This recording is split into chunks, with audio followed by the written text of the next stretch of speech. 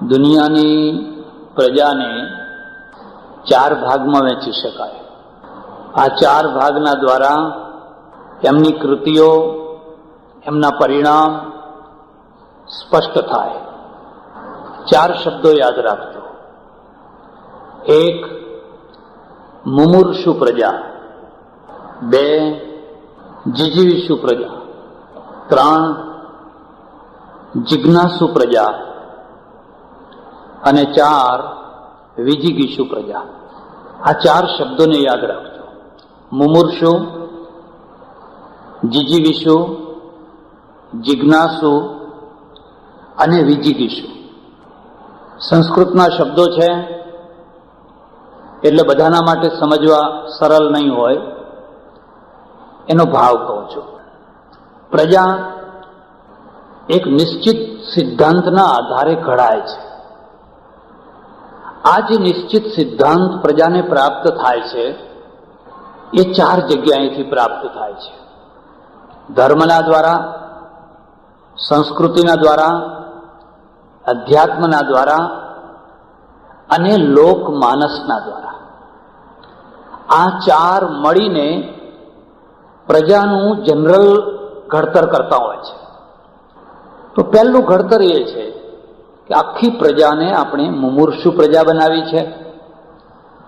મુમુર્ષુ પ્રજા એટલે શું?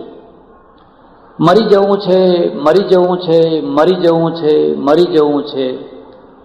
જેના ચિંતનમાં મુખ્ય વસ્તુ મૃત્યુ હોય, જેના ચિંતનમાં ડગલે ને પગલે મરવાની વાત હોય, અને એનું પરિણામ એ હોય કે એની જીવન પ્રત્યે, વર્તમાન પ્રત્યે બહુ રસ ન હોય.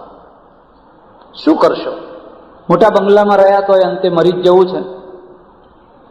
તમે આરસપાણનો બંગલો બનાવ્યો, કેટલા દિવસ રહેવાના? કોઈ ખાતરી છે? કાલે એટેક આવશે, બંગલો એમને એમ રહી જશે, બસ મરી જ જવું છે. તમે સારામાં સારી ગાડી લઈ આવ્યા, મોડાસામાં કોઈની પાસે ના હોય એવી, અને ગાડીમાં બેસીને ફરવા નીકળ્યા.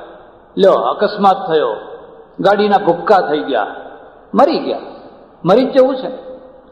હવે તમે ગાડીમાં, સારી ગાડીમાં બેસો તોય શું, કોઈ ઉતરતી ગાડીમાં બેસો તોય શું, અને ગાડી ના વસાવો તોય શું. તમે રોજ દૂધપાક પૂરી ખાઓ છો, સારામાં સારા મિષ્ટાન જમો છો, શું એથી શું? અહીં ગળાના નીચે દૂધપાક ઉતર્યો એને કોઈ સ્વાદ નથી.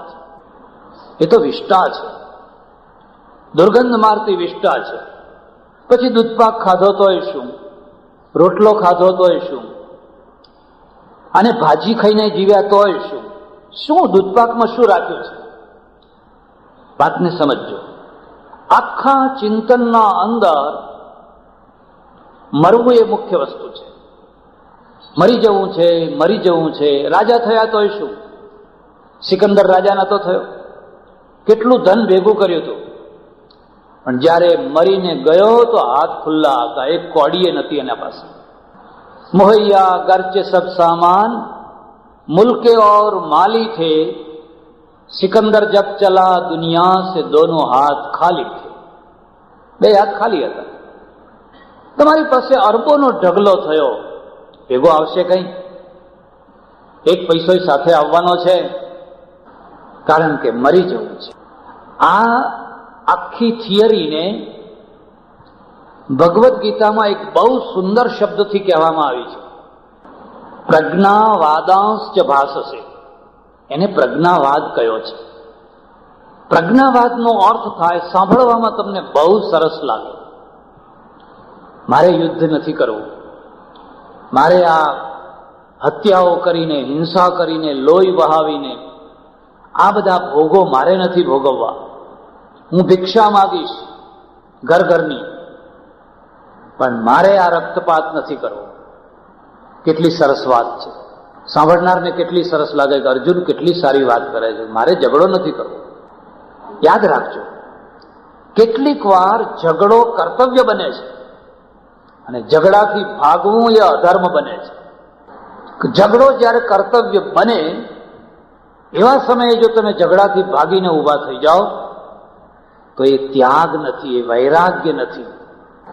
ભગવદ્ ગીતાની દ્રષ્ટિએ એને રોગ માનવામાં આવ્યો છે, એને વિષાદ યોગ માન્યો છે. વિષાદ છે, તમારે પલાયન થવું છે, ભાગવું છે, એટલે તમે કોઈ ઊંચી ફિલોસોફીનો આધાર લો છો, કોઈ ઊંચી ફિલોસોફી છે એનો સહારો લો છો. મૂળમાં તમારા અંદર પલાયન વૃત્તિ પડેલી છે.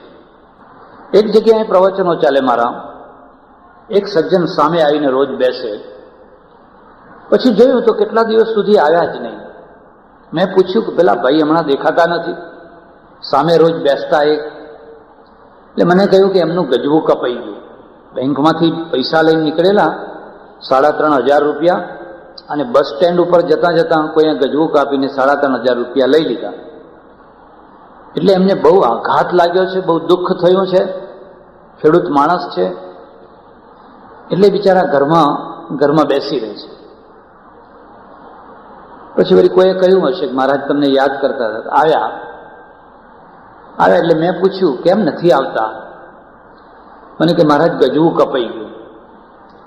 પણ હું આગળ એમને કંઈક સમજાવું એના પહેલા એમણે જ મને સમજાવી દીધો. મને કે ગયા જન્મનો માગતો તો લઈ ગયો. એ ગયા જન્મનો એ માગતો હશે એટલે લઈ ગયો. તો કીધું 4 દિવસથી ઘરે કેમ બેસી રહ્યા? પછી રોવો છો કેમ? કથા સાંભળવા કેમ નથી આવતા? નહીં, માગતો તો એટલે લઈ ગયો એ સાચી વાત નથી, એ છાવરવાની વાત છે, એ ઢાંકવાની વાત છે ઊંચી ફિલોસોફીના દ્વારા. કારણ કે તમારામાં એટલી હિંમત નથી કે ગજવા કાપનારને તમે પકડો અને બીજાના ગજવા કાપતા અટકાવો, એટલું તમારામાં સામર્થ્ય નથી. એટલે આ રીતે સમાધાન કરી લીધું કે એ માગતો તો લઈ ગયો.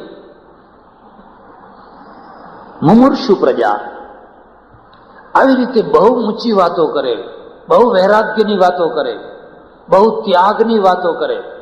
એનો પોઈન્ટ એવો હોય મરી જવું છે. કથાનો સાર એટલો જ હોય ક્યારે એટેક આવશે. વગર જોતી પ્રજાને શા માટે ગભરાઈ મારો છો? બંગલામાં શું સુખ મળ્યું? આ ફલાણું ખાવામાં શું સુખ મળ્યું? કપડાં સારા પહેર્યા તો શું મળ્યું? આ બધી વૈરાગ્યની વાતો સાંભળીને પ્રજાના અંદર એક પ્રકારનો રસ ઉત્પન્ન થાય, એક પ્રકારનો આગ્રહ ઉત્પન્ન થાય. આ બધું છોડવાનું, કારણ કે અંતે મરી જવું છે. તમે મુમૂર્ષુ પ્રજા બનાવીને આવી બધી વાતો સંભળાવીને સાધુઓના ટોળા ઊભા કરી શકો, વૈરાગ્યોના ટોળા ઊભા કરી શકો, ત્યાગીઓના ટોળા ઊભા કરી શકો, પણ તમે દેશને ઊભો ના કરી શકો, પ્રજાને ઊભી ના કરી શકો. પ્રજા ભીખ માગતી થાય, પ્રજા કૂતરાના મોતે મરતી થાય, પ્રજાના હાલ બેહાલ થઈ જાય. કારણ કે પ્રજાના અંદર જે થિંકિંગ આવ્યું છે એ ભાગી છૂટવાનું આવ્યું છે. આખો પલાયનવાદ છે. મારા એક ઓળખીતા સાધુ, એમણે મને વાત કરી. મને કે શું તમે દૂધપાક ખાધો, પણ હમણાં 4 કલાકમાં તો વિષ્ટા થઈ જશે, ગંધ મારતી વિષ્ટા થઈ જશે. જોકે જમેલા અમે બે. મેં કહ્યું કે ત્યારે તમારે નતો ખાવો ને. જેમાં દુર્ગંધ મારતું રૂપાંતર ના થતું હોય એવું કંઈક ખાવું તો નહીં. શા માટે તમે ખાધો? મને કે એવી કોઈ વસ્તુ નથી જેનું રૂપાંતર ના થાય. તો હું બતાવું. મને કે શું? મેં કહું કાંકરા. વીણીને કાંકરા ખાઓ, એની દુર્ગંધ નહીં આવે, એનું રૂપાંતર નહીં થાય. નાના પણ એમ કે જુઓ તો ખરા કેટલો મગમગતો દૂધપાક, અને 4 કલાકની અંદર તો એની કંઈક દુર્દશા થાય છે. મેં કહું આ જ ભ્રમણા છે. દુર્દશા નથી થતી, એની સારી દશા થાય છે. દુર્દશા તો એના અંદર થાય છે જેને દૂધપાક પચતો નથી. હોજરીમાં પડ્યો છે એમને, જેમ ફ્રીજમાં મૂક્યો હોય એવી રીતે હોજરી 4 કલાક પછી એને ઓડકાર આવ્યા કરે છે. એ ડોક્ટર પાસે જઈને હાથ જોડે છે, સાહેબ એક ગોળી આપો ને પચે એવી, એક ગોળી આપો ને પચે એવી. તમે રિવર્સ ચિંતન કર્યું, તમે ઊંધું ચિંતન કર્યું. પરમેશ્વરે જે વ્યવસ્થા કરી છે એનાથી વધારે ઉત્તમ કોઈ વ્યવસ્થા છે જ. તમે એવી અપેક્ષા રાખો છો કે તમારું બધું ખાધેલું એમ ને એમ વર્ષો સુધી પડ્યું રહે, એનું રૂપાંતર જ ના થાય? નાના પણ કે તમે જુઓ તો ખરા, નાકમાંથી લીંટ નીકળે, કાનમાંથી, ફલાણામાંથી, ચારેય તરફથી પરસેવામાં દુર્ગંધ, દુર્ગંધ જ દુર્ગંધ છે. આ શરીરમાં બીજું છે શું? મેં કહ્યું નાકમાંથી લીંટ નીકળે છે ને એ જ બરાબર છે. તમારી ઈચ્છા છે કે નાકમાંથી ડીઝલ નીકળે, પેટ્રોલ નીકળે, એવી તમારી ઈચ્છા છે કે તમે આમ ખંખેરો લીટર નીકળે? જેને નથી લીંટ નીકળતું એને જઈને પૂછી આવો. મારા ઓળખીતા એક સંન્યાસી છે, બિલકુલ નાક સૂકું થઈ ગયું, નાક ચીકણું છે જ નહીં, અને ત્રાહી ત્રાહી કરે છે, મને આમાંથી કોઈ બચાવો. જેને ગ્રીસિંગ મૂક્યું છે, જેને વ્યવસ્થા કરી છે નાકની ચિકાસ માટે, કાનની, આંખની, ગળાની, મોઢું હંમેશા લીલું લીલું રહે છે, કફની, જેને વ્યવસ્થા કરી છે એને હાથ ધોઈ નાખ્યા છે. તમે સારું ચિંતન કરો ને, અનુકૂળ ચિંતન કરો ને, વિરુદ્ધ ચિંતન કેમ કરો છો? તમે તો ડોક્ટરો છો. નાકની માટે આ જરૂરી છે કે નહીં? નાક સૂકું થઈ જાય તો, ગળું સૂકું થઈ જાય તો, આંખ સૂકી થઈ જાય તો. પણ આખું ચિંતન મુમૂર્ષુ ચિંતન છે બસ. અને ચિંતનનો એક જ ધ્યેય છે, લોકોને જીવન પ્રત્યે ઘૃણા કરાવવી, પોતાની જાત પ્રત્યે ઘૃણા કરાવવી, જીવન પ્રત્યે ઘૃણા કરાવવી. હવે શરીર જો આટલું બધું દુર્ગંધ જ મારતું છે, આટલું બધું ખરાબ જ છે, તો હવે શરીરને છોડી દો. શા માટે શરીરને રાખો છો? નાના પણ કે રોજ 2 વાર નાહીએ છીએ તોય પાછા હતા એવા ને એવા, હાબુ લગાવી લગાવીને નાહીએ છીએ તોય પાછા હતા એવા ને એવા, હતા એવા ને એવા થાવ છો ને એટલે જ જીવન છે. તમે જોઈ જો, સ્ટીલનું વાસણ છે, એકવાર ધોઈને મૂકી દો બસ ચળકાટ મારે છે, એ તો શોની વસ્તુ બની ગઈ. જે જમવાનું વાસણ છે એને રોજ ઘસવું પડે છે, કારણ કે એમાં જીવન છે, એમાં જીવન છે, એ ઉપયોગ છે, એની ઉપયોગિતા છે. જે શોની વસ્તુ છે એને રોજ ઘસવું નથી પડતું. એ તો કબાટની શોભા છે. તમારે શું કબાટની શોભા થવું છે? જાઓ મિશ્રમાં જઈને જુઓ, પિરામિડમાં મમ્મીઓ મૂકેલી છે, એ જોવાની શોભા છે. ઘણાના ઘરમાં વાઘ, સિંહનું પેલું પૂતળું બનાવીને મૂક્યું હોય છે. હા તો હું એવું વર્ષો સુધી તમારે એવું થવું છે? જે જીવતો સિંહ છે, જે જીવતો વાઘ છે, એ કોઈ વાર કાદવમાં પડે છે, કોઈ વાર વરસાદમાં પલળે છે, એટલે એને વાળ ખંખેરવા પડે છે, એટલે એમાં પરિવર્તન આવે છે, એટલે એમાં જીવન આવે છે. જીવનને નકારાત્મક બનાવનારું ચિંતન, જીવન પ્રત્યે દ્વેષ ઊભું કરનારું ચિંતન, અને એમાંથી એક બીજું ચિંતન, જેમ જેમ ઐશ્વર્યના પ્રત્યે ઘૃણા ઊભી કરવામાં આવી, એવી રીતે મોટા ભાગે આ ચિંતન પુરુષો માટે થયું, એટલે સ્ત્રીઓ માટે ઘૃણા ઊભી કરવામાં આવી. એ તો નરકની ખાણ છે, નરક સિવાય બીજું કશું જ નથી. એનો પડછાયો ના લેવાય, એનું મોઢું ના જોવાય. એના હાથની રસોઈ ખાય તો 8 દાડા બુદ્ધિ બગડી જાય, 8 દિવસ સુધી બુદ્ધિ બગડેલી રહે. આ નકારાત્મક ચિંતન છે. અને નકારાત્મક ચિંતનના દ્વારા તમે સમાજની અંદર જે પ્રજાને ઘડવા માંગો છો, એ પ્રજા કદી દુનિયાની મહાન પ્રજા ના થઈ શકે, કદી ઉત્તમ પ્રજા ના થઈ શકે. એને તો એક જ છે, મરી જવું છે, મરી જવું છે, મરી જવું છે. તમને ઘણાને ખબર નહીં હોય, સયાજીરાવ મહારાજ ગાયકવાડ 60મા વર્ષે સંસ્કૃત ભણવા બેઠેલા. ખબર છે? 60મા વર્ષે એમણે એક વિદ્વાનની પાસેથી કથા સાંભળી અને એમને રસ જાગ્યો કે ઓહો, ભાગવતમાં આટલો બધો રસ છે, આટલો બધો એ મહાન ગ્રંથ છે, મારે એને મૂળ સંસ્કૃતમાં ભણવો છે. આ તમે ઉપરની વાત સાંભળી. અને 60મા વર્ષે મહારાજાને આટલા બધા કામ હોવા છતાં એમણે વિદ્વાનને, પંડિતને રાખ્યા અને સંસ્કૃત ભણવાનું શરૂ કર્યું. પણ જો કયું વાત, અમારે સાધુઓમાં એક કહેવત છે, યદ્યપિ પઠિતવ્યમ તદપિ મર્તવ્યમ તરી દંત કટાકટ કથમ કર્તવ્ય. જો મરશો ને, અરે ભણશો ને તોય અંતે તો મરવાના જ છો. તો હવે મરવાના જ છીએ તો અયુન રીલ રીક, અયુન રીલ રીક, અયુન રીલ રીક, આ માથું પચ્ચે કરવાની જરૂર શું છે? સમયસર જમો, ઊંઘો ને મજા કરો, એ મરવાનું જ છે. તમને કદાચ ખબર નહીં હોય, ફારસીનો બહુ મોટો શાયર, લેખક, ગુલિસ્તાનો રચનારો, મહાકવિ શેખ સાદી, 40મા વર્ષ સુધી એને એક અક્ષર આવડતો નહોતો, બિલકુલ નિરક્ષર હતો, અભણ હતો. અંગ્રેજીનો નોવલકાર જાણો છો ને, આનંદ, બિલકુલ એક અક્ષર અંગ્રેજીનો જાણતો નહોતો. 40મા વર્ષે જ્યારે આ માણસ કુવા ઉપર ગયો પાણી પીવા, તો કુવાના દોરડા પેલા કોસના ઘસાયેલા પથ્થરમાં ખાંચા પડી ગયેલા. દોર આમ ખેંચવાથી પથ્થરમાં ખાંચા પડી ગયેલા. એને જોઈને એને પ્રેરણા મળી, સ્ફૂર્તિ મળી. અરે શેખ સાદિક, આ પથ્થર જો આટલા વર્ષ સુધી રૂનું દોરડું ઉપર ચાલ્યું તો એમાં ખાંચા પડી ગયા. તે રોજનો એક શબ્દ ભણ્યો હોત તું તો આ 40 વર્ષમાં તું કેટલું ભણ્યો હોત. બસ એને ભણવાનું શરૂ કર્યું, અને ભણવાનું શરૂ કર્યું. મહાન શાયર બન્યો. જેવો કાલિદાસ એવો ફારસીમાં શેખ સાદી છે.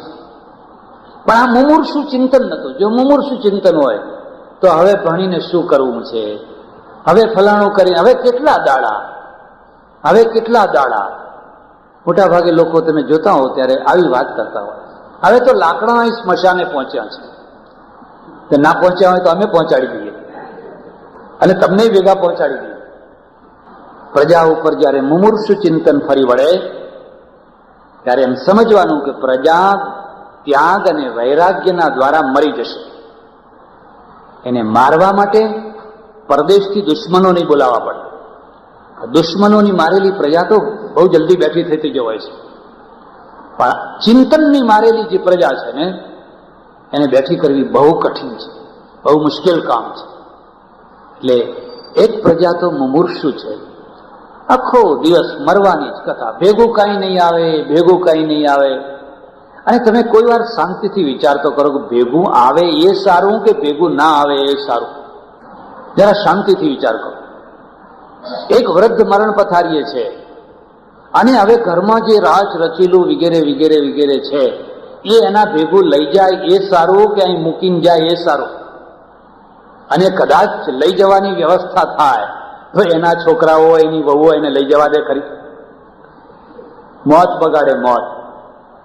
અત્યારે તો ખાલી જીવન બગાડે છે, પણ પછી તો ઝઘડા, મરતી વખતે ઝઘડા થાય, મૂકો છો કે નહીં, આ મૂકો છો કે નહીં, અમે પછી શું કરશું? એની એક સોનાની જણસ, એની એક વસ્તુ, એ બધાના ઉપર ઘરના માણસોની દૃષ્ટિ છે. અને આ ભાઈ માથા ઉપર મૂકીને નીકળે કે હવે અમે તો અહીંયા ઉપર લઈ જઈશું. કઈ નથી લઈ જઈ શકતો, એટલે માણસ આબરૂપૂર્વક મરી શકે છે. બાકી જે ડોશી છે ને એ મરવા પડ્યું હોય સાસુ, અને આવડો મોટો સોનાનો દાબડો ભેગો લઈને બગલમાં મૂકીને જાય તો આ વહુ એમની દશા શું કરે? જે લાંબો છેડો તાણીને અઠવાડિયા સુધી રડે છે ને એ પેલી સાસુને રડતી કરીને મૂકે કે એમને જવા દે? દાબડો મૂકો, ક્યાં લઈને ચાલ્યા? આ રિવર્સ ચિંતન છે, નકારાત્મક ચિંતન છે. અને આવું ચિંતન સતત સાંભળનાર માણસો મુમૂર્ષુ માણસો થતા હોય છે. એમને જીવનમાં રસ નથી હોતો, સુખમાં રસ નથી હોતો, કંઈ કામ કરવામાં રસ નથી હોતો, બસ મરી જવા એ વાતો કરતા હોય છે. એક બીજી પ્રજા છે, એ મુમૂર્ષુ પ્રજા નથી, એ જીજીવિષુ પ્રજા છે. જીજીવિષુ એટલે શું? કે જીવતા રહેવાની ઈચ્છા વાળી. શબ્દને સમજો. જીજીવિષુ જીવવું છે, પણ કેવી રીતે જીવશો? જે રીતે જીવાય. તમારે રાજ કરવું હોય તો તમે રાજ કરો, પણ અમને જીવવા દો. તમારે ટેક્સ વસૂલ કરવા હોય તો ટેક્સ વસૂલ કરો, પણ અમને જીવવા દો. તમારા મોહલ્લામાં એક ગુંડો છે કે કઈ વાંધો નહીં, એને રાજી રાખશું, એને જુએ આપશું, પણ જીવવા દો. પણ તમારી પાસે તો પૂરું ખાવા પીવાનું કંઈ છે નહીં, કેવી રીતે જીવશો? કે ના, અમેરિકા ઘઉં મોકલશે ને જીવશું. ક્યાંથી દૂધનો પાવડર આવશે, કોઈના ઉતરેલા કપડાં આવશે, ચારે તરફથી કોઈને કોઈ દયાળુ લોકો છે, કંઈ ને કંઈ મોકલ્યા કરશે ને આપણે જીવશું. ખ્યાલ આવ્યો તમને? જીજીવિષુ પ્રજા એ જીવે છે, એને જીવવું છે, ભીખ માગીને જીવવું છે, લાચારી ભર્યું જીવન જીવવું છે. જ્યાંથી મળે, જેમથી મળે, જે રીતે મળે, કોઈ જબ્બો આપી દે, કોઈ ચંપલ ઉતરેલું આપી દે, આજ તમારે ત્યાં જમી લઉં, કાલ હમણાં ત્યાં જમી લઉં, ફરી પરમ દિવસે કોઈ વાડીમાં જમણવાર હોય તો બેસી જવું, અંદર લાઈનમાં બેસી જવું, અહીંથી ઉઠાડે પણ બેસી જવું, પણેથી ઉઠાડે પાછું અહીં બેસી જવું, કારણ કે મારે જીવવું છે. એક પ્રજા કીડા મકોડાની માફક જીવતી હોય છે, અળસિયાની માફક જીવતી હોય છે. ઝોપડપટ્ટીઓમાં જઈને જુઓ, ભારતનું કોઈ શહેર જઈને જુઓ, આટલું ભૂંડું દૃશ્ય પહેલા જોવા ના મળતું, આટલી દુર્દશા પહેલા જોવા ના મળતી.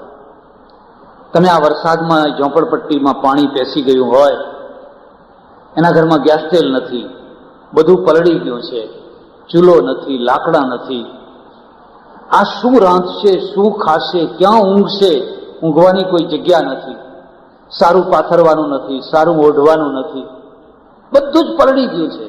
કારણ કે પ્લાસ્ટિકના 4 ગજનું પેલું છાપરું બનાવ્યું છે, એમાં આ માણસ રહે છે, પણ જીવે છે.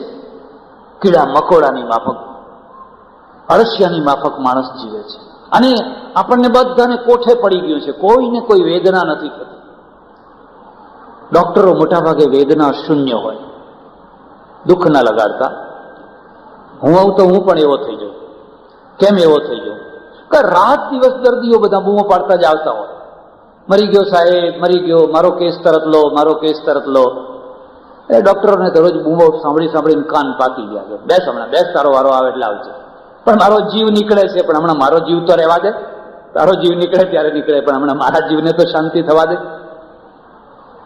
અત્યંત દુઃખોની સાથે જેના પનારા પડ્યા હોય એ લોકો લાગણી શૂન્ય બની જતા હોય છે.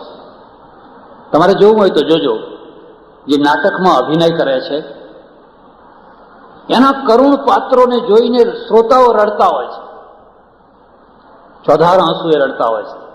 એ કલાકારોને કઈ આંખમાં આંસુ બાંસુ ના આવે, આવે તો બનાવટી આવે, સાચા આંસુ આવે. કારણ કે રોજનું થયું, હવે આ તો ક્યાં રોજનું થયું. એક દિવસમાં 3 શો ભજવવાના છે, અને જેવું નાટકના કલાકારોનું એવું જ અમારા કથાકારો. એમણે ભાગવતમાં આંસુ લાવવા જ હોય, એટલે કારણ કે લોકો રડે. આ એક કલા છે, કથાની એક કલા છે, એવી રીતે રડવાનું. એટલે ઘણી વાર તો બહેનો ધ્રુસકે ને ધ્રુસકે રડતી હોય. એક સપ્તાહમાંથી બહેનો આવેલી, મને કે હા હા હા આજ તો બહુ રડાયા. પણ મેં કહ્યું શું પ્રસંગ શું હતો એ ખબર નહીં, પણ મારા જ રડતા હતા એટલે અમે રડતા હતા. કંઈક પ્રસંગ તો હશે ને, એમ કે ના કઈ પ્રસંગ તો ખબર ના રહ્યો, પણ મહારાજ તો એટલું ગળગળું એવું થઈ ગયું હતું કે અમે પછી ચોધાર આંસુ એ રડવા. આ કલા છે. અને એટલા માટે એક જીજીવિષુ પ્રજા છે. જીજીવિષુ પ્રજાનું એક જ ધ્યેય છે, બસ જીવો, કોઈ પણ ભોગે જીવો, ગમે તે રીતે જીવો. હું જર્મની ગયો 2 વાર. પહેલી વાર ગયો, અમે ઉતરેલા, બધી ઘણી વાતો મારા પુસ્તકોમાં વાંચજો, એની ભાષા તો સમજ ના પડે. મેં પૂછ્યું કે આમાં આજે મુખ્ય, તમારે જર્મનીમાં અત્યારે મુખ્ય પ્રશ્ન કયો છે, આખા દેશને આમ હચમચાવે એવો પ્રશ્ન કયો છે? એટલે મને કહેવામાં આવ્યું કે અત્યારે અમારા દેશ આગળ સૌથી મોટામાં મોટો પ્રશ્ન છે, અને સરકારને બહુ મોટી ચિંતા છે. દેશમાં 10 લાખ ટન માખણ ભેગું થઈ ગયું છે, આઉટડેટ થવાની તૈયારી છે. આ 10 લાખ ટન માખણને નાખવું ક્યાં, એ મોટો પ્રશ્ન છે. અરે મેં કહ્યું આ કોઈ પ્રશ્ન છે જ્યાં સુધી અમે બેઠા છીએ? આવા પ્રશ્નો હલ કરવા માટે તો ભગવાને અમને જન્મ આપ્યો છે. ટુ ઇન્ડિયા, તમારું જે આઉટડેટ થતું હોય, જે કંઈ હોય બધું આવવા દો અમારે ત્યાં, અમે આ તમારા પ્રશ્નોને સોલ્વ કરી આપશું. એવું કહ્યું નહીં, મેં આ તમારા મનથી કહું છું. પણ હું મનમાં વિચાર કરું છું કે જે દેશ ભાગીને ભૂક્કો થઈ ગયો, બીજા વિશ્વયુદ્ધ પછી, જ્યાં બ્રેડ નથી મળતી, સિગરેટ નથી મળતી, છોકરાઓને દૂધ નહોતું મળતું, એટલી ભયંકર ગરીબાઈ અને કબ્રસ્તાન જેવો જે દેશ થઈ ગયો હતો, એ દેશ આજે કહે છે 10 લાખ ટન માખણ. હવે એને અમારે નાખવું ક્યાં? આપણા ત્યાં કોઈ વાર આવું માખણ ભેગું થાય છે? કોઈ વાર આવો ઘીનો ભરાવો થાય છે? કોઈ બીજી વસ્તુઓનો? હા, હમણાં એક ભરાવો બહુ મોટો થયો છે, સફેદ હાથીઓનો. ખ્યાલ આવે છે? સફેદ હાથીઓ છે ને, એનો બહુ મોટો જંગી જથ્થો ભેગો થઈ ગયો છે. હવે એની દુર્ભાગ્ય એ છે કે એનો નિકાસ કોઈ લેવા તૈયાર નથી, કે તમારા હાથી તમારે ત્યાં રાખો, અમારે ના જોઈએ. આ કેમ આ પ્રજા આટલા 20-40 વર્ષની અંદર આટલી બેઠી કેમ થઈ ગઈ? જોતામાં આટલી બધી બેઠી કેમ થઈ ગઈ? આજે જર્મની રશિયાની મદદ કરવા તૈયાર થયો છે. એ જાપાન ભાગીને ભૂક્કો થઈ ગયું હતું, એ જાપાન આજે રશિયાને મદદ કરવા તૈયાર થયો છે. શું કારણ છે? કયું કારણ છે?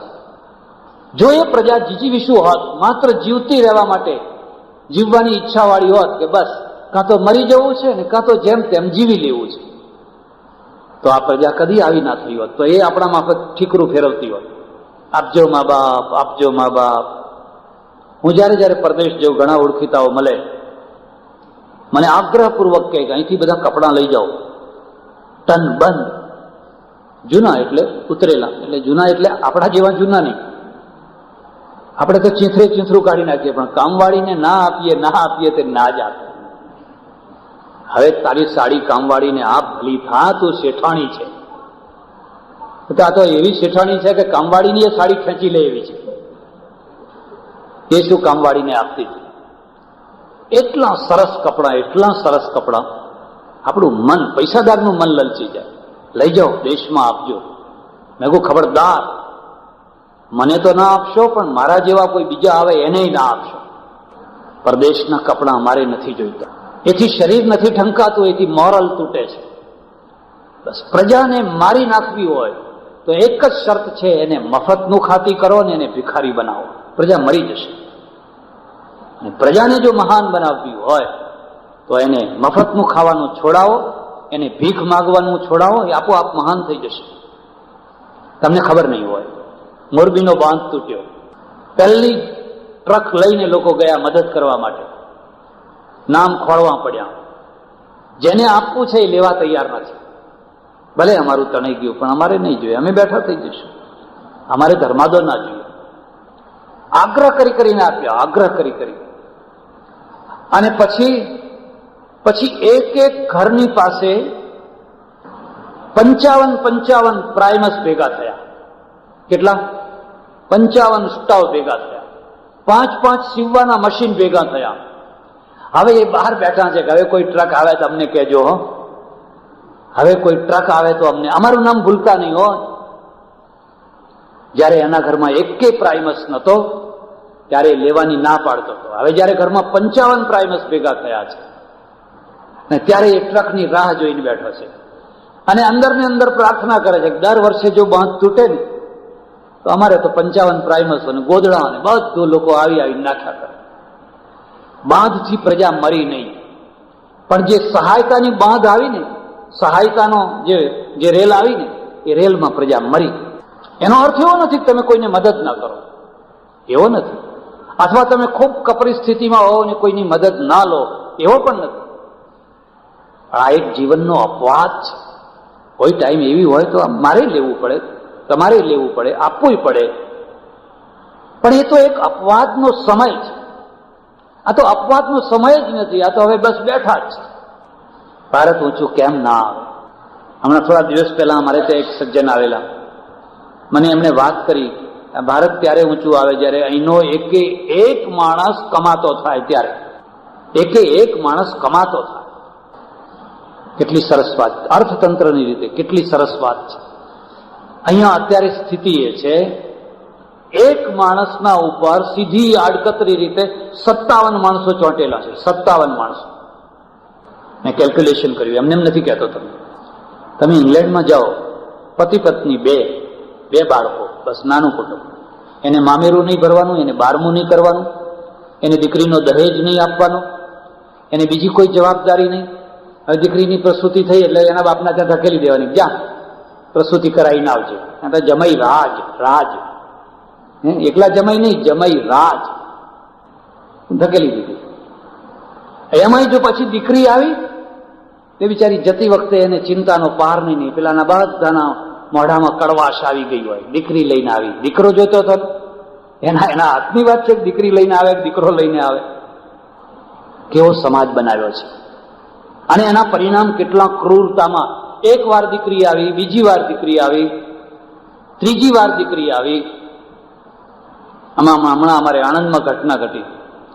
એની પ્રસૂતિ હતી, એની સાસુ પગથિયાં ચડવા માંડી હોસ્પિટલના. નર્સને પૂછ્યું શું સમાચાર છે, એણે કહ્યું દીકરી છે. બસ ત્યાંથી જ પગથિયાં પાછા ઉતરી ગઈ, આગળ ગઈ. અને નર્સને જ કહી દીધું કે એને કહેજે કે એના બાપના ઘેર જાય, મારા ઘેર ના આવે. એ સ્ત્રીની દશા ઉપર વિચાર કર્યો.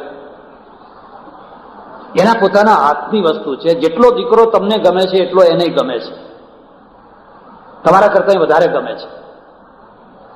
હવે એને એના બાપના ઘેર મોકલી દેવી છે. આ તે કઈ જાતની સંસ્કૃતિ છે, આ તે કઈ જાતની વ્યવસ્થા છે. ત્યારે પેલાના ત્યાં દીકરી હોય કે દીકરો હોય તો બંનેને સરખા સમજે છે, બંનેને સરખા સમજે છે. અને આપણા કરતા કંઈ ઉતરતા નથી, અને છતાંય આપણે આપણું ખેંચે રાખીએ છીએ. એને કોઈ ચિંતા નથી, એને પોતાની વૃદ્ધાવસ્થાની ચિંતા નથી. સરકાર આખી જવાબદારી ઉપાડે છે. એટલે એના બે માણસો કમાય છે, બંને કમાય છે. નાનું છોકરું છે એ પેપર વેચવા જાય છે એટલે એ થોડુંક કમાય છે. એકના ઉપર અડધા માણસનો ભાર છે, માત્ર અડધા છોકરાનો ભાર છે. એટલે એ પૈસા બચાવવામાં સમજતા નથી. વાપરો, ખાઓ, પીઓ, મજા કરો. આપણા ત્યાં 7 માણસનું કુટુંબ છે, કમાનારો એક જ છે, એક જ. અને એને ખાલી 7 માણસ માટે નથી કમાવાનું. મારા જેવો કોઈ સાધુ આવે તો એના ઉપર છે, બારોટ આવે તો એના ઉપર છે, રામલીલા વાળા આવે તો એના ઉપર છે, હોળીનો પ્રસંગ આવ્યો હોય તો એના ઉપર છે, જન્માષ્ટમી કરવાની હોય તો એના ઉપર છે, ગણેશ ચતુર્થી. અને હવે તો તમે જાણો છો ને, હવે ઉઘરાણા નથી થતા. હવે તો રીતસર મરાઠાની ચોથ ઉઘરાવાય છે. આપો છો કે નહીં? આપી જ દેવાના. મુંબઈમાં જઈને પૂછો જો રહેવું હોય. અને અહીંયા થોડા ઘણા અંશમાં એવું થયું જ છે, થયું છે. ફરજિયાત આપવું જ પડે. હોળીના દિવસોમાં નીકળો રોડ ઉપર, આડા લાકડા રાખીને બેઠા હોય એટલે ગાડીવાળાને લાવો, પંચર કરી દઈશ. એક માણસના ઉપર કેટલા માણસો છે ચોંટેલા, અને પેલાના કરતા 7 ગણી ઓછી આવક છે. પેલા 2 જેટલું કમાય છે એનાથી 7 ગણી ઓછી. એક માણસ ઉપર 57 માણસ ચોંટ્યા છે. 57 માણસનો જાણતા અજાણતા, સીધી રીતે, આડકતરી રીતે એક માણસ 57 માણસનો ભાર ઉપાડે છે. દેશ કેવી રીતે ઊંચો આવી શકે? અને આ 57 કોણ છે? જીજી વિશુ. બસ તમારે ત્યાં આવીને જમને મહારાણી કી જય, ભાઈ જે તમારે કંઈક આપે જ છૂટકો. ભાઈ જમને મહારાણી કી જય તો અમને બોલતા આવડે, તમે શું કામ આયા? કે ના, દીકરી શાદી કરની હે. હવે દીકરી શાદી કરવી છે કે નથી કરવી એ તો ભગવાન જાણે, પણ તમારા ઉપર તો એ ચોંટેલા જ છે. એટલે એક બીજી પ્રજા છે જે જીજી વિશુ પ્રજા છે, માત્ર જીવી ખાવા માંગે છે. કોઈ મહત્વાકાંક્ષા નહીં, કોઈ સાહસ નહીં, કોઈ શૌર્ય નહીં, કોઈ વિશેષતા નહીં. અડધો રોટલો ખાઈને પડ્યા રહો, કોઈના ઓટલે જિંદગી કાઢી લો. ચીંથરા પહેર્યા તો એ શું હાથમાં આવવાનું હતું? કશું જ હાથમાં આવવાનું નથી. બધું માટી ભેગું માટી થવાનું છે. બસ આ આખું ચિંતન છે. ત્યારે એક ત્રીજી પ્રજા છે, અને ત્રીજી પ્રજાનું નામ છે જિજ્ઞાસુ પ્રજા. શબ્દ ઉપર ધ્યાન દેજો. એને હંમેશા જાણવાની ઈચ્છા થાય છે. જિજ્ઞાસા. આ માઇક અવાજ કેમ આપે છે? આટલા વર્ષોથી તમે સાંભળો છો, કદી આની થિયરી સમજવાનો પ્રયત્ન કર્યો નહીં? જિજ્ઞાસા જ નહીં, મરી ગઈ. ટેપ રેકોર્ડર કેવી રીતે બોલે છે? શું એમાં શું થિયરિકલ શું છે?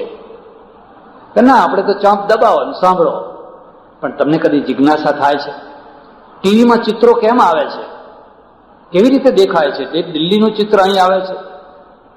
કદી પણ આમ પાછળ વળીને જોયું ખરું ક્યાંથી ચિત્ર આવે છે, કેમનું આવે છે? બસ પ્રજા મગજથી મરતી હોય છે, મસ્તિષ્કથી મરતી હોય છે. એની જિજ્ઞાસાને શિથિલ કરી નાખો, મારી નાખો, એ જીજી વિશુ પ્રજા થઈ જશે. કોઈનો લાવશે ટીવી, પણ કોઈનું એસેમ્બલ કરેલું લાવ. પોતાનું ટીવી નહીં બનાવી શકે. ગાડી ચલાવશે પણ બાજની પોતાની ગાડી નહીં બનાવી શકે, કારણ કે એને કદી જિજ્ઞાસા નથી થતી. એક જિજ્ઞાસુ પ્રજા છે. અને આ જિજ્ઞાસા એના બે મોટા દુશ્મન યાદ રાખજો. ભારતમાં બહુ જિજ્ઞાસા હતી. તમારા જૂના શાસ્ત્રો વાંચો. અથા તો બ્રહ્મ જિજ્ઞાસા પહેલું સૂત્ર છે. જેને બ્રહ્મને જાણવાની જિજ્ઞાસા હોય એના માટે આ ગ્રંથ રચીએ છીએ. અથા તો બ્રહ્મ જિજ્ઞાસા. તમને કદી બ્રહ્મને જાણવાની જિજ્ઞાસા થઈ? હું અમેરિકા ગયેલો ત્યારે એક ભાઈના ત્યાં ઉતર્યો. મને કે મારી પ્રાર્થનાની રૂમ છે એ જોવા ચાલો. મેં કહ્યું ચાલો, તમને દુઃખ થાય તો માફ કરજો. મોટા ભાગે હું લોકોના ઘરોમાં જઈને જોઉં તો પ્રાર્થનાની જે રૂમ હોય ને એ રૂમ નાનું સરખું મ્યુઝિયમ હોય. નાનું સરખું મ્યુઝિયમ હોય, જ્યાંથી જેટલા ફોટા મળ્યા, જેવા મળ્યા બધા લાવી લાવીને ભેગા કર્યા હોય. અડધા રૂમની અંદર બધા ફોટાઓ ગોઠવેલા, કોઈ મૂર્તિ ને કોઈ ફોટા ને કોઈ આ બાપજી ને કોઈ ફલાણા બાપજી ને કોઈ ફલાણા બાપજી. કેટલીક વાર તો બે વિરુદ્ધ બાપજીઓ ભેગા કરી દીધા હોય. શું લોકો છે કઈ. એક વાર એક સજ્જન મારી પાસે આવીને મને કહેવું પડે, ડોંગરે મહારાજની સપ્તાહ સાંભળીને ડોંગરે મહારાજની સપ્તાહ તો કહેવી પડે. હજુ હું અંકારો કરતો હતો ત્યાં વળી પાછી વાત નીકળી તો મને કે પણ જો જ્ઞાનમાં જ્ઞાન જોવું હોય તો રજનીશ. હવે આ ડોંગરેને રજનીશને ક્યાં મેળ છે? ક્યાં એ બેયનો કોઈ સંવાદ છે? ક્યાં ડોંગરે મહારાજ, ક્યાં રજનીશ? હવે બેયને બિરદાવે છે. તો શું કરવું હવે? આ કોઈ ચિંતન છે? આ કોઈ વિચારક છે? અને આમાં કશું છે જ નહીં કે પછી ઉપલો માળ બિલકુલ ખાલી જ છે.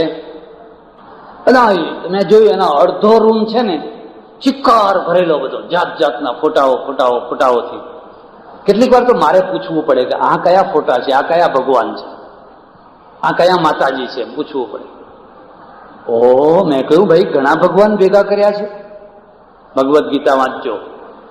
ભગવદ્ ગીતામાં વારંવાર બે શબ્દો આવે છે. એક ભક્તિર વિશિષ્યતે, એક ભક્તિ. પછી બીજો શબ્દ આવે છે ભક્તિર વ્યભિચારિણી. આ બે શબ્દો વારંવાર આવે છે અને એકત્વ નિષ્ઠા માટે છે. ભાઈ ઘણા ફોટા ભેગા કર્યા. મને કે આ બાપજી આપણે તો જેટલા મહાત્મા આવે એ બધાની પધરામણી કરાવવાની, અને જેટલા પધરામણી કરે એ કઈ ને કઈ આપતા જાય, આપણે એ મૂકતા જઈએ. મને કે તમે કંઈક લાયા હોય તમે આપો. મેં કે હું ખોટા મુકાવા નથી આવ્યો. તમારી ઈચ્છા હોય તો આમાંથી ઘણા ખરા કઢાવી નાખો, આમાંથી ઓછા કરાવી નાખો. એટલે ઢીલા થઈ ગયા. એક ભય, આ ફોટો કાઢી નાખીશ ને કઈ નારાજ થશે તો, આ બાપજીને કાઢી નાખીશ ને કઈ શ્રાપ આપી દેશે તો. ભક્તિ છે જ નહીં. નિર્ભયતા વિનાની ભક્તિ હોય જ નહીં. આ તો વેમીલા માણસો છે, ભક્ત નથી. આ તો વેમીલા માણસો છે. કોઈ છીંક ખાય તો એમને વહેમ આવે છે, કોઈ બિલાડી આડી ઉતરે તો વહેમ આવે છે. આખું જીવન જ વહેમથી ભરેલું છે. મેં કહ્યું કેમ આટલા બધા મોડા પડ્યા? તમે રોજ ટાઈમસર આવતા હતા ને આજે મોડા કેમ આવ્યા? મને કે બાપજી ઘરમાંથી નીકળ્યો અને બિલાડી આડી ઉતરી.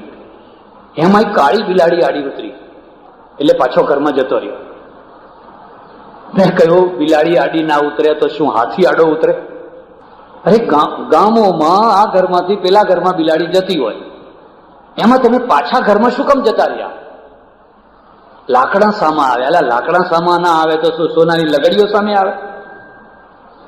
મગજમાં એવા વેમ ભરી દીધા છે, એવા વેમ ભરી દીધા છે. આ ધાર્મિક પ્રજા નથી. આના કરતા તો નાસ્તિક સારી. એનામાં આત્મબળ તો હોય, એનામાં હિંમત તો હોય. આ તો વહેમીલી પ્રજા છે, ગભરું પ્રજા છે. એટલે આ જે બીજી પ્રજા છે, જિજ્ઞાસુ પ્રજા છે, એને સતત જાણવાની ઈચ્છા થાય છે. સતત. મને કે બાપજી થોડા દિવસ પહેલા બાજુનો અમેરિકન આવેલો અને આ મેં બધા મારી પ્રાર્થનાની રૂમ બતાવી. એને ખબર નથી મૂર્ખાને કે હું હલકો દેખાઉં છું. એને એમ છે કે હા અમેરિકન ખુશ થઈ જશે, કેટલા બધા ભગવાન, ઓહો કેટલા બધા ભગવાન, એમ રાજી થઈ જશે. પેલા એ તો આ બધા જોઈને કેન્દ્રમાં વિષ્ણુ ભગવાન મૂકેલા એટલે એને તરત જ પ્રશ્ન પૂછ્યો, તારે 2 હાથ છે ને તારા ભગવાનને 4 હાથ કેમ છે? મને કે આવો પ્રશ્ન પૂછ્યો. પછી મેં કહ્યું શું જવાબ આપ્યો? કે કઈ નહીં, ખબર જ નહીં ને એટલે શું આપીએ? કેટલા વર્ષથી ફોટો છે? કે તમારા બાપ દાદાના પરંપરાનો ફોટો છે. પેલા અમેરિકનને જિજ્ઞાસા થઈ કે 4 હાથ કેમ છે. તમને કદી જિજ્ઞાસા થઈ? ઘેર જઈને ફોટા જોજો બધા. કોઈ દિવસ કદી જિજ્ઞાસા થઈ આ જમની મહારાણી કેમ કહેવામાં આવે છે?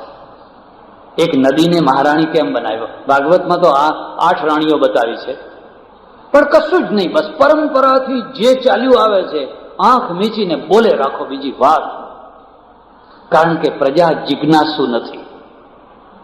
અને જિજ્ઞાસુ નથી એટલે જ્ઞાની નથી. મસ્તિષ્કને ઉઘાડવાની એક જ બારી છે, એનું નામ જિજ્ઞાસા.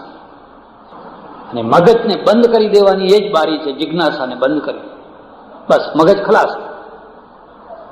પછી મેં કહ્યું તે કઈ જવાબ ના આપ્યો કે ના. મેં કહ્યું તું એને બોલાવજો, હજુ 3-4 દિવસ તમારે ત્યાં છું, કે હજી તમારા પૃષ્ઠ આયા છે અને પેલા 4 હાથની થોડીક વાત કરશે. તમારા આગળ હું ચર્ચા નહીં કરું. મેં મારા રામાયણમાં એનો પ્રસંગ લખ્યો છે, કોઈની ઈચ્છા થાય તો વાંચજો. એટલો ખુશ થયેલો અમેરિકન, એટલો ખુશ થયેલો. મને કે હિન્દુઇઝમના પ્રત્યે મારા મનમાં ઘૃણા હતી કે આ લોકો તો જંગલી જેવા છે, ભગવાનને સમજતા નથી, ગોડને. અને આ વાત સાંભળ્યા પછી મને એમ થયું, મેં કીધું તેમાં તારો દોષ નથી, અમારો દોષ છે. અમે અમારી જાતને સમજવાનો પ્રયત્ન નથી કરતા, તો બીજાને શું સમજાવી શકવાના હતા. એટલે એક પ્રજા જિજ્ઞાસુ પ્રજા છે. તો જિજ્ઞાસા છે, નવું નવું સતત જાણવાની ઈચ્છા.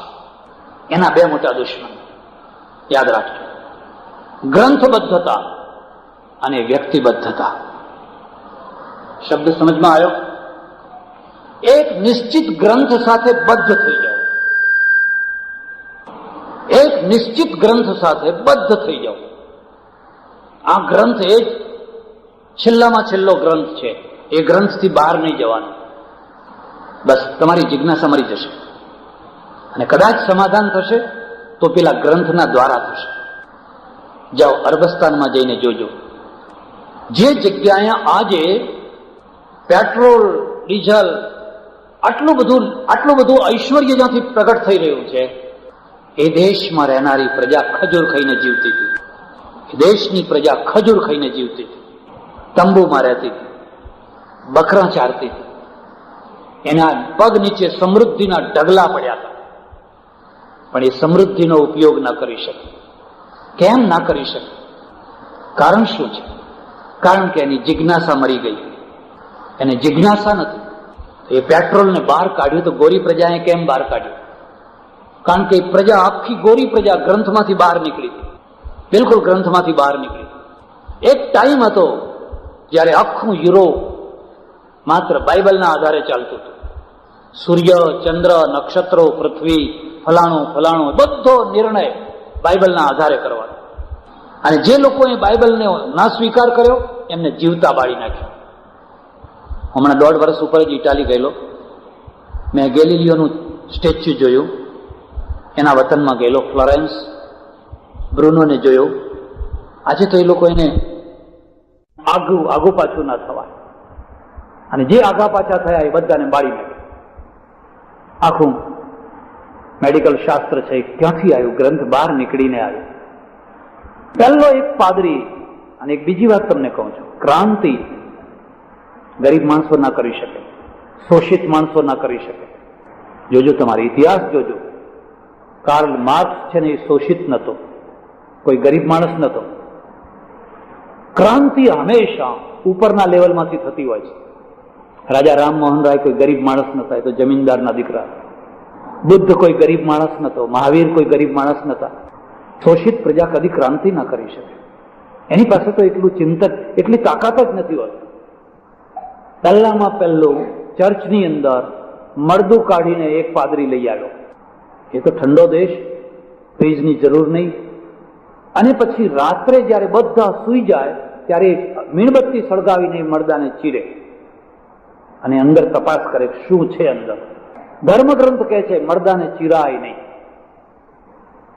મળદાને એમને એમ રાખવાનું. આ માણસ રાત્રે રોજ મળદાને ચીરે અને જુદા જુદા અંગોને જુએ, તપાસ કરે. 5મા દિવસે ખબર પડી ગઈ બાજુના રૂમ વાળાને કે આના ત્યાં કંઈક ખખડાટ થાય છે.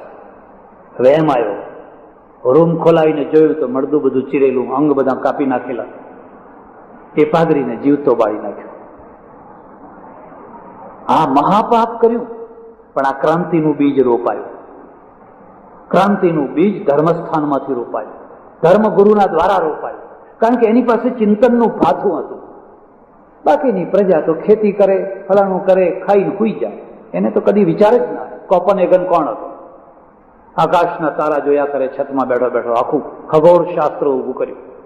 એટલે યુરોપમાં એક સમય એવો આવ્યો જ્યાં ઘણા બલિદાનો આપ્યા પછી વિજ્ઞાન જુદું પડ્યું અને એણે કહી દીધું કે હવે અમે સૂર્યનો, ચંદ્રનો, નક્ષત્રોનો, પૃથ્વીનો બધો નિર્ણય અમારી પ્રયોગશાળાના દ્વારા કરશો, કોઈ ગ્રંથના દ્વારા નહીં. ફલાણા ગ્રંથમાં આમ લખ્યું છે, ફલાણા ગ્રંથ, એ અમારે કંઈ લેવા દે, અમે અમારા પ્રયોગશાળાના દ્વારા કરશું. બ્લડ શું છે, ગ્રુપ ક્યાંક કયું છે, આખું મેડિકલ આખું શાસ્ત્ર છે, અમારા પોતાની પ્રયોગશાળાના દ્વારા કરશું. અને એ પ્રયોગશાળાના દ્વારા યુરોપ છે એ જુદું પડ્યું, જિજ્ઞાસુ બન્યું. પૃથ્વી કેમ ફરે છે, સૂર્ય ફરે છે, ગ્રહણ કેમ થાય છે. આપણે તો સરળતાથી પકડાઈ દીધું કે રાહુ ને કેતુ એ ભગવાને માથું કાપી નાખ્યું એટલે એક તરફ માથું ને એક તરફ ધડ રહ્યું, તે ત્યારના બે પેલું અમૃત પી લીધેલું એટલે મર્યા નહીં, પણ એક ધડ વાળો ને એક માથા વાળો. એટલે જ્યારે ચંદ્રમાને પકડે છે ને રાહુ, એટલે પછી ચંદ્રમા બહુ દુઃખી થાય છે, એટલે ગ્રહણ થાય છે. આપો, દાન કરો, ધર્માદો કરો, દાન કરો. અમે કાશીમાં રહ્યા હતા ત્યારે મને ખબર છે 3 વાર નાતા. એક તો ગ્રહણ થાય એના 12 કલાક પહેલા સૂતક લાગી જાય. શું આ દેશમાં સૂતક લાગે છે, ઓહો. એક છોકરું મદ્રાસમાં જન્મ્યું ને અહીં સૂતક લાગ્યું, એક માણસ અમેરિકામાં મરી ગયો ને અહીં સૂતક લાગ્યું. ભાઈ તો અમેરિકા મર્યો છે, મદ્રાસમાં છોકરું જન્મ્યું છે. અરે તમને તો લાગ્યું, તમારા ભગવાન નહીં લાગ્યું. પાછું ભગવાનની પૂજા ના થાય. હવે ભગવાનને દીવો ધૂપ ના થાય. બાજુના કોઈ માણસને બોલાવવાનો, તમે દીવો ધૂપ કરો. આથી વધારે કોઈ ભ્રાંતિ હોય? શું ભગવાન અભડાય છે? ભગવાનને સૂતક લાગે છે? કાશી જાઓ ત્યારે જોજો, કાશી વિશ્વનાથના દર્શને જાઓ ત્યારે પેલો પંડ્યો છે ને એ તમને કહેશે કે ઔરંગઝેબનું લશ્કર જ્યારે આવ્યું, કાશી ઉપર ચડી આવ્યું અને આ કાશી વિશ્વનાથની મૂર્તિ તોડવાની ઈચ્છાથી જ્યારે આવતો હતો ત્યારે ભગવાન અહીંથી કૂદીને આ કૂવામાં પડ્યા હતા. બાજુમાં જ્ઞાનવાપીનો કૂવો છે, એ કૂવામાં ભગવાન પડ્યા હતા એટલે બચી ગયા. હવે ઔરંગઝેબ મોટો, ભગવાન મોટા. ભગવાન કૂદીને કૂવામાં પડ્યા, પોતાનું રક્ષણ ન કરી શક્યા એટલે કૂવામાં પડ્યા. એટલે પાછું ત્યાં દર્શન કરવા લઈ જાય કે કંઈ મૂકો, હવે કંઈક મૂકો. અને ત્યાં બાકી હોય ને એની બાજુમાં એક બીજો કૂવો, ત્યાં કાશી કરવત, માણસને કાપવામાં આવતો કરવતી, ત્યાં મૂકો કંઈ. તમને કદી જિજ્ઞાસા ના થઈ?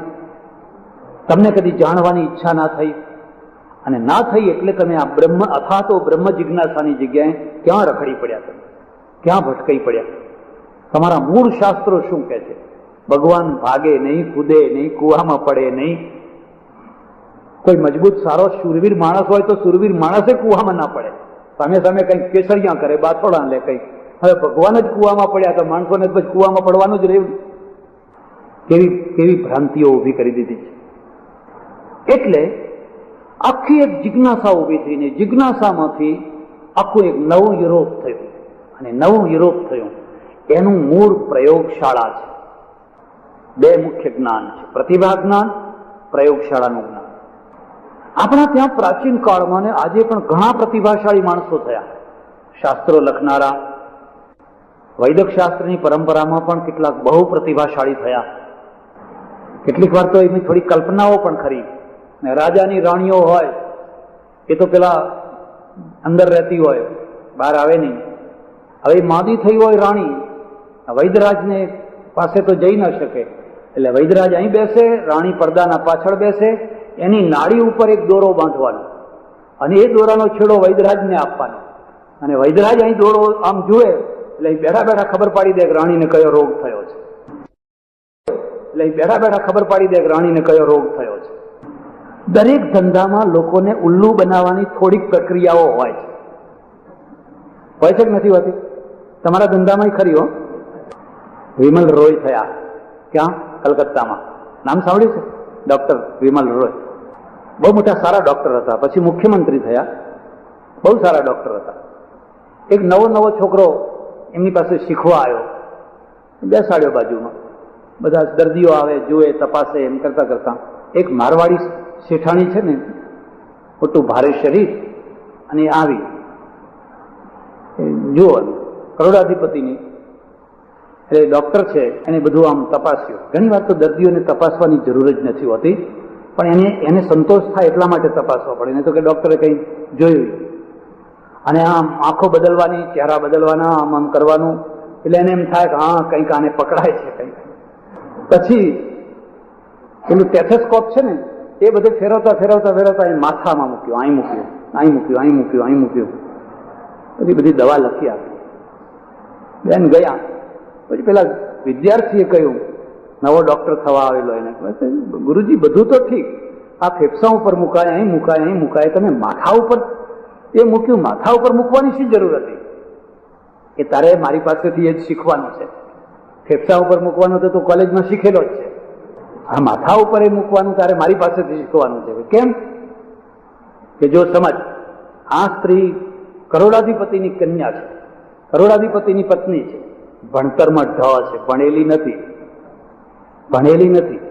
હવે એને માથું દુખે છે, જો હું બીજે બધે ફેરવ્યા કરું તો એને એમ થાય ખરું દર્દ તો આને પકડમાં આવ્યું જ નથી, આ કેવો ડોક્ટર. એટલે મારે એના માથા ઉપર ફેરવવું પડ્યું. ત્યારે તો એનો ચહેરો જોયો તો તરત જ આમ કરવા લાગી હતી કે હા ડોક્ટરે દર્દ પકડ્યું એમ. કેટલી મોટી વિડંબના છે. દુનિયાનો સૌથી વધુમાં વધુ પૈસો વ્યાપારીઓ પાસે છે કે નહીં? વધુમાં વધુ પૈસો કોઈની પાસે હોય તો વ્યાપારીઓ પાસે છે. બીજા કોની પાસે હોય? હવે નોકરિયાતો તો ઠીક, હવે હમણાં જો કે નોકરિયાતો નહીં, વધારો થવા માંડ્યો છે, બાકી તો એ માપનું કેટલું હોય, ખેડૂતો પાસે કેટલું હોય. અને સૌથી ઓછામાં ઓછું ભણતર વ્યાપારીઓ પાસે છે. ખોટું લાગે તો માફ કરજો. મારવાડનો 4 ચોપડી ભણેલો માણસ હોય, કરોડાધિપતિ. હું ફિરોઝાબાદ ગયેલો, આગ્રા પાસે, ત્યાં એક બહુ મોટા વેપારી, એ વખતે એ જમાનામાં એને 40 લાખ રૂપિયાનું દેરાસર બાંધેલું. એનું નામ છદામીલાલ, છદામીલાલ. પણ સહી કરતા ના આવડે એટલે છદમલલ લખે, છદમલલ. આટલા 5 અક્ષરો માંડ લખે અને લાખોના ચેક ફાડે, લાખોના ચેક. અને જેમને સારામાં સારી સહીઓ કરતા આવડે એ બિચારા 400 પગારદાર, 200, 250, 300, 400 પગારદાર. આ છદમલલ કરોડાધિપતિ. એવું જરૂરી નથી કોલેજમાં ભણતર જ ભણતર છે, વેપારમાં જોઈએ બધું, ઘણું અનુભવ જોઈએ. પણ એનું એક નબળું પાસું એ આવ્યું છે કે વેપારીઓ મોટા ભાગે પુસ્તકો વાંચતા નથી, એમની પાસે વાંચન નથી હોતું, એમની પાસે ચિંતન મનન નથી હોતું, કારણ કે ચોપડામાંથી જ ઊંચા નથી આવતા. અને સરકારે એટલા ચોપડા અને એટલા ખાતા ઊભા કર્યા છે કે તમારે જ્યારે પેલું ફોર્મ ભરવાના દિવસો હોય ને ત્યારે તો બસ વાત જ જવા દો, ઉપમા આપું તો એ ખોટી લાગે, એટલું એમને ટેન્શન હોય, એટલું ટેન્શન હોય. હવે આ બિચારા બીજા પુસ્તકો વાંચે તો ક્યારે વાંચે? અને એનું પરિણામ એ આવ્યું છે કે ધાર્મિક ક્ષેત્ર, આખું ધાર્મિક ક્ષેત્ર છે એ વેપારીઓને પકડીને જીવે છે. વેપારીને પકડો, એના પાસે યજ્ઞ કરાવવો હશે બહુ સરળતાથી કરશે, એના પૂર્વજો નડતા હશે, એને કંઈ નડતું હશે, એને ફલાણું કરે, એના પાસે જેટલો ખર્ચો કરાવવો હશે એટલો કરાવી શકશો. એની પાસે પૈસો છે અને ધાર્મિક સમજણ નથી, ધાર્મિક ચિંતન નથી. ચીલા ચાલુ ઘરેરમાં બસ જે આવે એને આપી દેવાનું, ઉદાર હોય તો આપી દેવાનું. એટલે પેલા વિમલ રોયે કહ્યું, જો આ શીખજે એમ, દર્દીઓની નાડ પારખવાની, એને ક્યાં દુખે છે ને શું છે ને એનું સમાધાન કરો. પશ્ચિમે જિજ્ઞાસા ઊભી કરી, પૂર્વે ના કરી, ગ્રંથબદ્ધ થઈ ગયા. એટલે અરબસ્તાન જેવો આટલો બધો સમૃદ્ધ દેશ ખાલી ખજૂર ખાઈને જીવતો રહ્યો. આજે જે અરબસ્તાનમાં સમૃદ્ધિ છે ને એ તો રોયલ્ટીની સમૃદ્ધિ છે, પોતાની નથી. પોતાની સમૃદ્ધિ ઇઝરાયલમાં છે, પોતાની સમૃદ્ધિ જાપાનમાં છે. આ તો રોયલ્ટીની સમૃદ્ધિ છે. એક માણસ 80 પૈસા લઈ જાય ને 20 પૈસા તમને આપી જાય, એટલે 20 પૈસા જે તમને આપે છે એની સમૃદ્ધિ છે. કારણ કે પ્રજા આખી ગ્રંથબદ્ધ થયેલી છે, અને ગ્રંથબદ્ધ થઈ છે એના કારણે એના ત્યાં પ્રયોગશાળા નથી, એટલે એ પશ્ચિમની પ્રજાની બરાબરી નથી કરી શકતી. હમણાં ઈરાકમાં યુદ્ધ થયું, તમે જોયું નહીં? બટન દબાવવાના યુદ્ધ. ક્યાં ભાલાનું યુદ્ધ હતું, તલવારોનું યુદ્ધ હતું? બટન દબાવો. અને બટન કોને ઊભા કર્યા? પેલી પ્રજાએ. આપણા કૃષ્ણ મહેનાને એક વાર કહેલું અમેરિકાને કે हम लाठी से लड़ेंगे. લાઠી લડવાનો કોઈ પ્રસંગ છે? ટેકનોલોજી એના હાથમાં છે. ટેકનોલોજી ક્યાંથી આવી? જિજ્ઞાસામાંથી આવી. સતત નવું નવું નવું નવું નવું. હમણાં પરમ દિવસે મારે ત્યાં એક છોકરો આવ્યો ઇંગ્લેન્ડથી, મારે ઓળખીતો, આવડો નાનો હતો, મેં તો ઓળખ્યો નહીં, ઘણા વર્ષે આવ્યો. મને કે હું 38 ટનની ટ્રક ચલાવું છું, એમાં 38 ટન વજન ભર્યું હોય. મેં કહું અમારા વેગન તો 22 ટનના છે, લખ્યું હોય છે ને રેલવેના વેગન ઉપર, સામાન્ય વેગન. મને કે અમારી ટ્રકો છે ને 38 ટનની ટ્રક છે, અને એ મારા પોતાના દુકાનની ચલાવું છું, એની દુકાન છે, બહુ હેવી પડતી છે. મને કે ના ના, બિલકુલ ઇઝી, બિલકુલ. એટલી બધી સરસ મર્સિડીઝે વ્યવસ્થા કરી છે, એમાં 18 ગિયર છે, 18 ગિયર છે, 18 ગિયર. આપણે કલ્પના કરી શકીએ? હો, મેં ગિયર બદલવામાં તો આમ કેટલું આમ ખેંચા ખેંચ કરવી પડતી છે. મને કે ના, 18 ગિયર એવી રીતે મૂકેલા છે કે આમ ટપલી મારો એટલે ગિયર ઉપર ચડ્યા કરે, ખાલી આમ આમ હાથ જ અડાડવાનો, આમ હાથ જ અડાડવાનો. દર વખતે અડધો ગિયર બદલાય, દર વખતે અડધો ગિયર બદલાય. તમે આ ટ્રકની આગળ આ તમારી ટ્રકોને કેટલા દિવસ ચલાવવાના?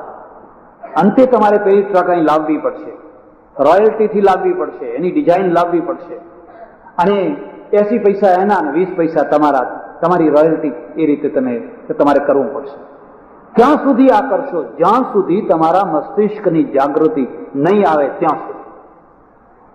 મારુતિ કોની બહારની, ફલાણી ફિયાટ કોની બહારની, ફલાણી કોની બહારની, બધું જ બહાર. ફલાણું મોપેડ, અને એનું ગૌરવ પાછું, આ તો હીરો હોન્ડો એમ કે જાપાનનું છે, આ તો સોની કેસેટ જાપાનની છે, એનું પાછું ગૌરવ. તો તમારું શું છે? અમારું રામ પાત્ર, આપજો મા બાપ, દુકાળ પડ્યો છે, આપજો મા બાપ, હમણાં બહુ દુકાળ પડ્યો છે, આપજો મા બાપ. તમને વેદના નથી થતી? તમને વેદના એટલા માટે નથી થતી કે તમે પરિસ્થિતિને સમજી નથી શકતા. પરિસ્થિતિને તમે એટલા માટે નથી સમજી શકતા કે પરિસ્થિતિને સમજવા માટેનો આખો એપ્રોચ જ ઉભો નથી કરવામાં આવ્યો. અમારા જેવા કથાકારો આવે, તમારા મગજમાં ઠાંસીને બેસાડી દે, અરે આ ભારત ભૂમિ છે, અહીં તો દેવો જન્મ લેવા તરસે છે, દેવતાઓને પણ દુર્લભ છે. એટલે લોકો રાજી ખુશ થઈ જાય. બોલાવો, બતાવો કોઈ જગ્યાએ ભગવાન જન્મ્યા? આ તો ભારત ભૂમિ છે કે જ્યાં ભગવાન સાક્ષાત અવતાર લે છે. બસ લોકો રાજી થઈ ગયા, ખુશ થઈ ગયા. અને ચિંતા ના કરો, હવે કળિયુગ પૂરો થવાની તૈયારીમાં છે, ભગવાન આવવાની તૈયારીમાં છે, બધું સારું થઈ જશે, ભૂમિનો ભાર ઉતરી જશે. બસ હું આને અફીણ કહું છું, ઘોળીને પીવડાવો. એ પ્રજાનું મગજ પહેલેથી ડલ છે, એ ડલ થઈ જાય, આખું ચિંતન જડ થઈ જાય, એની જિજ્ઞાસા મટી જાય. એને એક જ થાય કે હવે બસ, હવે આવો, ભજન એવા ગાવાના, ગીતો એવા ગાવાના, શ્લોકો એવા બોલવાના, એટલે આયા જ. એક જિજ્ઞાસુ પ્રજા છે, અને જિજ્ઞાસુ પ્રજા છે એ નવું શોધે છે, નવું શોધે છે, એટલે આગળ ને આગળ રહે છે. એક ચોથી પ્રજા છે, એનું નામ છે વિજિગીષુ પ્રજા. વિજિગીષુ શબ્દને સમજજો, જીજીવિષુ નહીં, વિજિગીષુ. માત્ર જીવવાની ઈચ્છા નહીં, જીવશું તો ખરા, વિજય મેળવીને જીવશું, વિજય મેળવીને, એમને એમ નહીં. જજ્યા વેરો ભરીને અમારે નથી જીવવું. મને એક માણસે કહ્યું, મને કે શું તમે વાત કરો છો? કેટલા લોકો અહીં આવ્યા ને ગયા, શકો આવ્યા, હુણો આવ્યા, ફલાણા આવ્યા, મોગલો આવ્યા, આ આવ્યા, તોય આપણે તોય આપણું અસ્તિત્વ છે.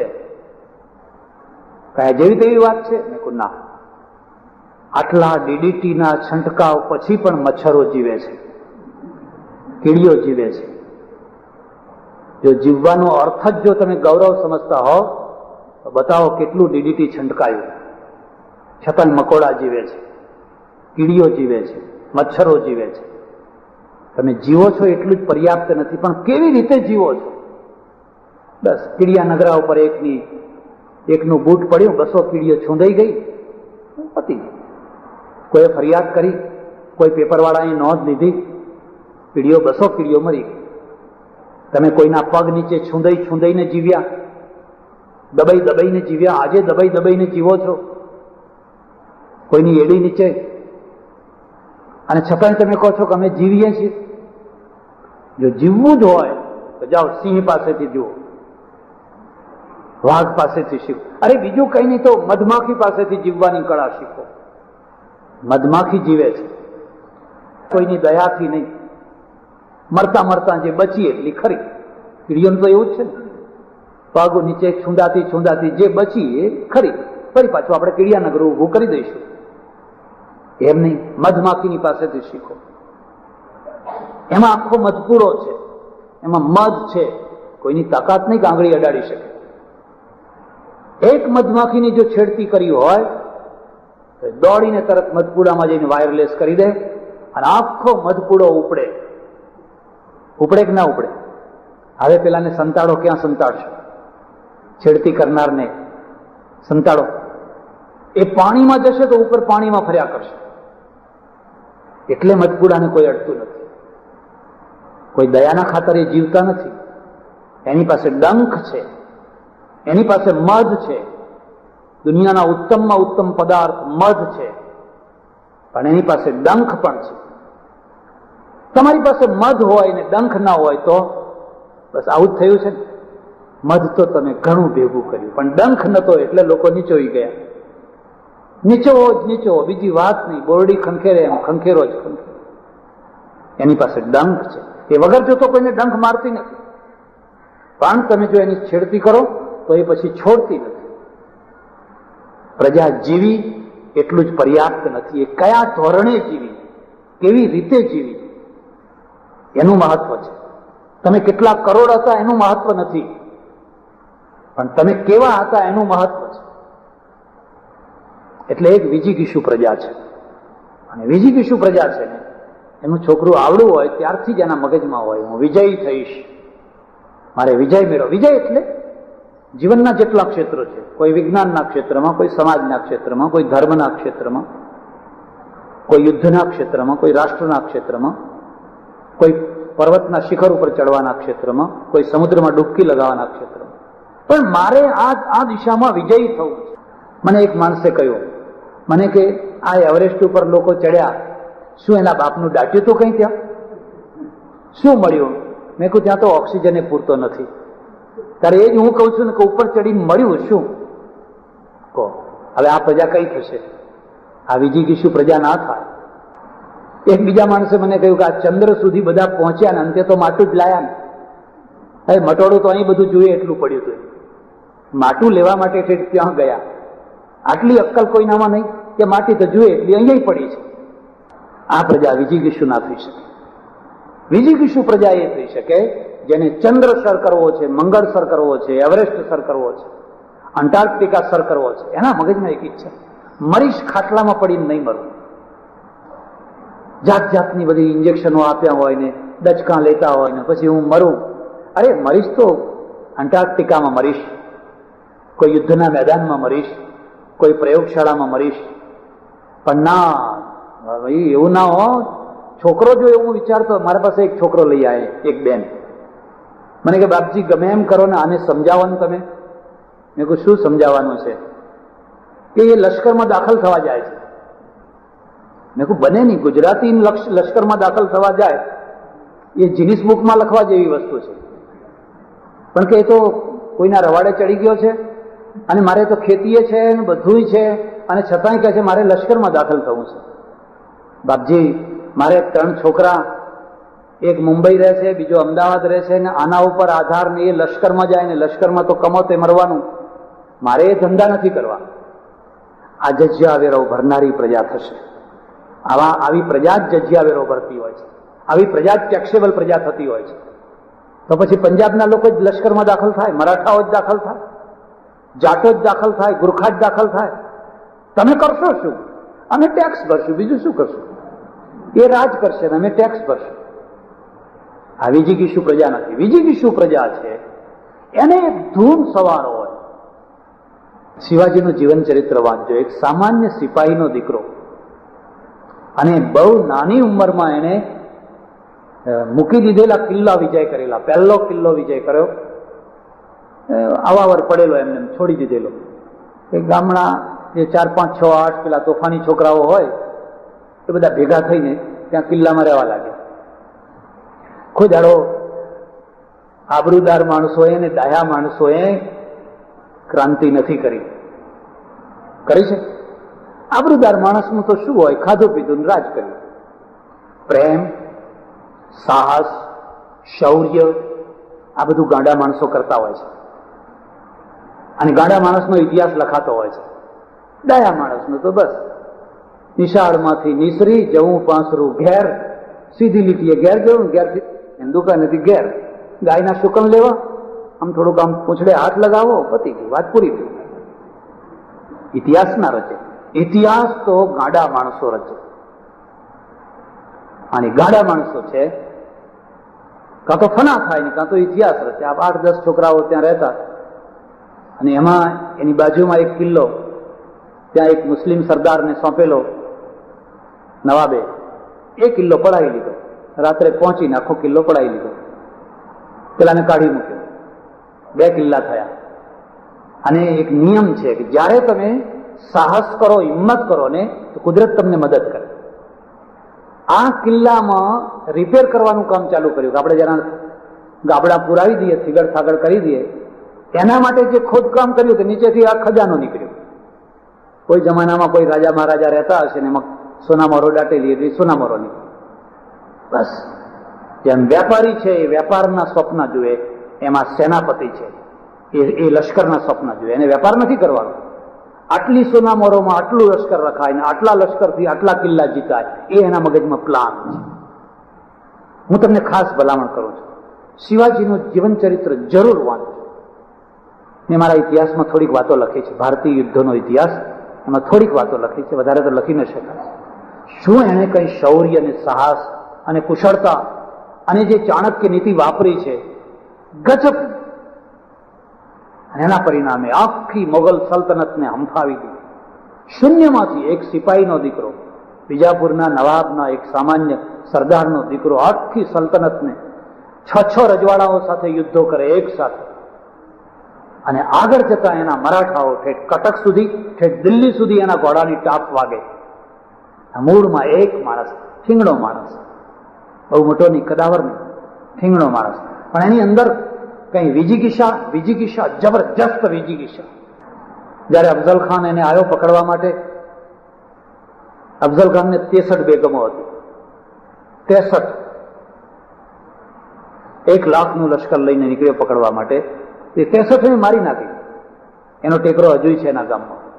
63 ને એટલા માટે કે હું જો આ યુદ્ધમાં મરી જાઉં તો પછી આ લોકો ગમે ત્યાં જાય, એના કરતા એના પહેલા જ એમને સદગતિ કરાવી દો. અને થઈ ગયો આને કે હવે આ વખતે હું મર્યો, બિલકુલ હવે મારી કોઈ બચવાની કોઈ સ્થિતિ નથી.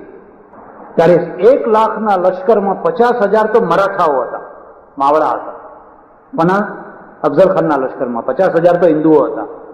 અને એને ભવાનીનું મંદિર તોડ્યું, તુળજા ભવાની. કેમ કોઈ હિન્દુ બોલ્યા નહીં? મહમ્મદ ગજનીએ જયારે સોમનાથ તોડ્યું ત્યારે અડધા માણસો હિન્દુઓ હતા એના લશ્કરમાં. તમને ખબર નથી. તુળજા ભવાનીનું મંદિર તોડ્યું. બ્રાહ્મણો 250 તો મોટા મોટા સારા સારા હોદ્દેદારો બ્રાહ્મણો હતા. એમ એક બ્રાહ્મણને વ્યષ્ટિ કરવા મૂક્યો અને શિવાજી એમને બહુ સારો ઉતારો આપ્યો, ખૂબ સારી રીતે રાખ્યા, ભેટ આપી, જમાડ્યા. આ તે રાત્રે ચૂપચાપ એકલા એના ઉતારામાં ગયા અને પેલા બ્રાહ્મણનું મગજ ફેરવી નાખ્યું. હું મારા માટે યુદ્ધ નથી કરતો, હું આ જનોઈ, તમારી જનોઈ માટે લડું છું, તમારા ધર્મ માટે લડું છું, મને સાથ આપો. તો કે હું શું કરું ત્યારે? તો કે એક જ કામ કરો, તમે જઈને અફઝલ ખાનને કહો શિવાજી ગભરાઈ ગયો છે. અરે એ તો થરથર થરથર થરથર ધ્રુજે છે, એ તમારી સાથે સમર્પિત થવા તૈયાર છે, પણ આ અમુક કિલ્લાના આગળ લઈ આવો, અમુક જગ્યાએ લઈ આવો, એ જગ્યાએ આપણે આ કરીએ. આટલું કામ કરો, બીજું કઈ. હવે પહાડોમાં એવી જગ્યા, એ સાંકડી જગ્યામાંથી લશ્કર પાર થાય અને ઊંચા નીચા પહાડો, એક ટેકરા, એક પહાડના શિખર ઉપર મંડપ બંધાવેલો અને માત્ર 2 આ અને 2 બીજા અંગરક્ષકો, 4 જ માણસો ત્યાં મળવાના, બીજા કોઈ નહીં. આ માણસમાં કેટલી હિંમત, કેટલું સાહસ. પેલાના પાસે 1 લાખનું લશ્કર છે, આની પાસે 4-5 હજાર માણસો જ છે કિલ્લામાં, ખાલી 4-5 હજાર માણસો જ છે. આ બધો વ્યૂ ગોઠવી દીધો. જયારે ત્યાં ગયા, તમે જાણો છો પેલા બાથમાં ભીડીને એને દબાઈ દેવા માંગ્યો તો વાઘ નખ કાઢીને એને ચીરી નાખ્યો. એના અંગરક્ષકે જયારે તલવારનો પ્રહાર કર્યો તો આના અંગરક્ષકે એના ઉપર પ્રહાર કર્યો, મળદું લટકાવી દીધું. અને તોપ ફોડી એની સાથે જ 5000 મરાઠાઓ તૂટી પડ્યા લાખ ઉપર. અને આ લાખને શું કરેલું? બસ અમન ચમન શરબત વિજબાની ફલાણું, એ તો બધા આનંદમાં હતા કે હમણાં ઉંદેડો પકડી જશે અને આપણે ઉંદેડાને પાંદડામાં પકડીને લઈ જઈશું. એ તો બધા મોજ શોખમાં પડેલા. અને 5000 ઉપર તૂટી પડ્યા. આખું લશ્કર છિન્ન ભિન્ન, હાથીઓ ઘોડા તોપો બધું પકડી લીધું, બધું લઈ લીધું. કઈ પ્રજા હતી? આ વિજિગીષુ પ્રજા હતી. જો એનામાં વિજિગીષા ના હોત તો બસ જે કહો એ, તમે જે કહો એ તૈયાર છે, સહી કરવા તૈયાર છે, સમર્પણ કરવા, એ તો ઇતિહાસ હોતો હશે. એક વિજિગીષુ પ્રજા હોય છે. એમાંથી કોલંબસ પેદા થતો હોય છે, એમાંથી વાસ્કોડી ગામા કોઈ પેટ માટે નીકળ્યો હતો? ઈસ્ટ ઇન્ડિયા કંપની કોઈ પેટ ભરવા માટે બનાવી હતી? આ વિજિગીષુ પ્રજા હતી. આખી દુનિયા ઉપર કોલોની સ્થાપી છે, આખી દુનિયા ઉપર યુનિયન જેક ફરકાવવો છે. અને ફરકાવવો હોય તો તમારા અંદર એ પ્રકારની આખી પ્રજાનું ઘર મરી જવું છે. હવે યુનિયન જેક ફરકાવ્યો તો શું અને ન ફરકાવ્યો તો શું? અંતે તો મરવું જ છે ને. આવી પ્રજા ઇતિહાસનું નિર્માણ ના કરી શકે. મારે જે આપને વાત કરવાની છે એ વાત છે આખી એલોપેથી પદ્ધતિ અને અમારે ત્યાં આયુર્વેદ પદ્ધતિ, આ બેયના મૂળ જિજ્ઞાસામાં છે. પણ આયુર્વેદે આગળ જતા જિજ્ઞાસાના ઉપર પૂર્ણ વિરામ મૂકી દીધું. તમારા મૂળ આયુર્વેદને તમે જોજો, ચરકે લખ્યું છે કે દુનિયાની એકે એક વસ્તુ ઔષધ છે. કોઈ એવી વસ્તુ નથી આ ફૂલ ઔષધ છે, આ એ ઔષધ છે, આ લોખંડ ઔષધ છે, આ ઔષધ છે. વસ્તુ માત્ર ઔષધ છે. શરત એટલી છે કે તમે એના ઔષધના ગુણધર્મો જાણતા હો તો. તમારા માટે કામ એટલું બાકી છે કે તમે એના ગુણધર્મો જાણી લો. એની જગ્યાએ પાછળથી જે એક વાત એવી આવી કે 333 જ ઔષધો છે, એ સિવાય 34મું કોઈ ઔષધ નથી. ભગવાને પૂરેપૂરી બધી ઔષધ વિદ્યા આપી દીધી છે. હવે આગળ કંઈ જાણવાનું નથી. જે છે એ આ ગ્રંથમાં છે, ગ્રંથબદ્ધ. એટલે આયુર્વેદના પડતીના દિવસો શરૂ થઈ. એ લવણ ભાસ્કર, એ હિંગવાષ્ટક, જૂના જમાનાનું આટલા મોટા પડીકા ખાઓ, એની કોઈ હવે જોઈએ એવી અસર ના થાય, લાંબા ગાળે અસર થાય. એટલે આયુર્વેદની પડતી થઈ. એલોપેથીની આટલી ગાળો આપે છે લોકો, ચારે તરફ બધા જ એના વિરોધી. હોમિયોપેથી વાળા વિરોધી, આયુર્વેદ વાળા વિરોધી. આ તો કે ઝેર છે. અને છતાંય સૌથી વધારેમાં વધારે એલોપેથી ચાલે છે. વૈદ્યો બીમાર થાય તો જસલોકમાં જાય પાછા. એ પાછા બીમાર થઈને તો ઘણા તો એમના ત્યાં પણ એ જ દવાઓ રાખતા હોય છે, સલ્ફા ડ્રગ ને બધું રાખતા હોય, વાટીને આપે, પડીકા કરીને આપે. પણ આ આખી પદ્ધતિ આટલી બધી આગળ આવી તો કેમ આવી? બસ સતત સંશોધન, સતત પ્રયોગશાળા. એક રોગ ઉપર જે દવા નીકળી છે, 6 મહિના થતા તો બીજી નવી દવા નીકળી જવાની. એટલે જૂના શાસ્ત્રો ભણીને કોઈ વૈદ્યરાજ તો થઈ શકે, પણ જૂનો કોર્સ ભણીને કોઈ ડોક્ટર ના થઈ શકે.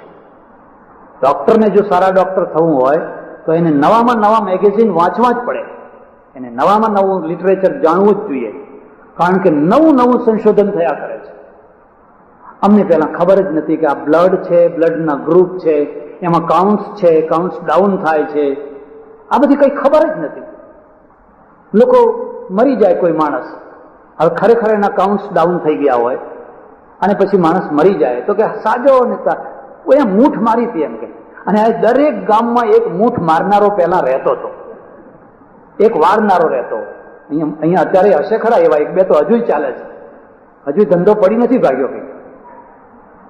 મારા ગામમાં એક રબારી છે, એના ત્યાં મુંબઈથી લોકો આવે છે, મુંબઈથી એના ત્યાં આવે છે દુઃખ મટાડવા માટે. અને એ માદો થાય ત્યારે મારા દવાખાને આવે છે. મેં કહ્યું લા રામા, તું બધા દૂરના લોકોના દર્દ મટાડે છે ને તું માદો થાય ત્યારે મારે ત્યાં આવે છે, તારું દર્દ મટાડતો હોય તો? મને કહે તો એવું ને મહારાજ, એમ કે અમારું દર્દ અમારાથી ના મટે, એમ અમારે તો બીજાના પાસે જ મટાડવું પડે. આ ધંધો કંઈ પડી ભાગ્યો નથી. ચાલવાનો છે, સારી રીતે ચાલવાનો છે. પણ એ વૈજ્ઞાનિક એપ્રોચ નથી, એ તો ઉઠા ભણાવવાનો ધંધો છે. આ આખી પ્રયોગશાળા ઉપર ઉભેલો ધંધો છે. અમે તો પહેલા શું, વાત પિત્ત ને કફ, વાત પિત્ત ને કફ, વાત પિત્ત ને કફ. અહીંયા તો આખું જંતુશાસ્ત્ર નીકળ્યું. કોલેરાના જંતુ છે, પ્લેગના જંતુ છે, મેલેરિયાના જંતુ છે, ઇન્ફ્લુએન્ઝાના જંતુ છે, બધા જંતુ જ જંતુ છે.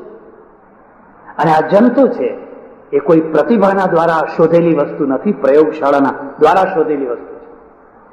કોઈ મહાન ઋષિ કે મહાન કોઈ અવતાર કે ભગવાન ની પ્રતિભાના દ્વારા આ કહેલી વાત નથી, પ્રયોગશાળાની. તમે પ્રયોગ કરી શકો છો.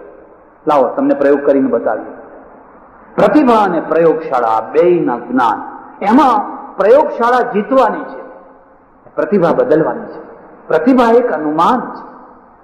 ચંદ્ર વિશે આપણી પ્રતિભા હતી, ચંદ્રલોક આવો છે, ફલાણો છે. ત્યાં ઉપર પહોંચ્યા એટલે ખબર પડી કે અહીં તો કંઈ નથી, અહીં તો પાણી એ નથી ને ઓક્સિજન એ નથી.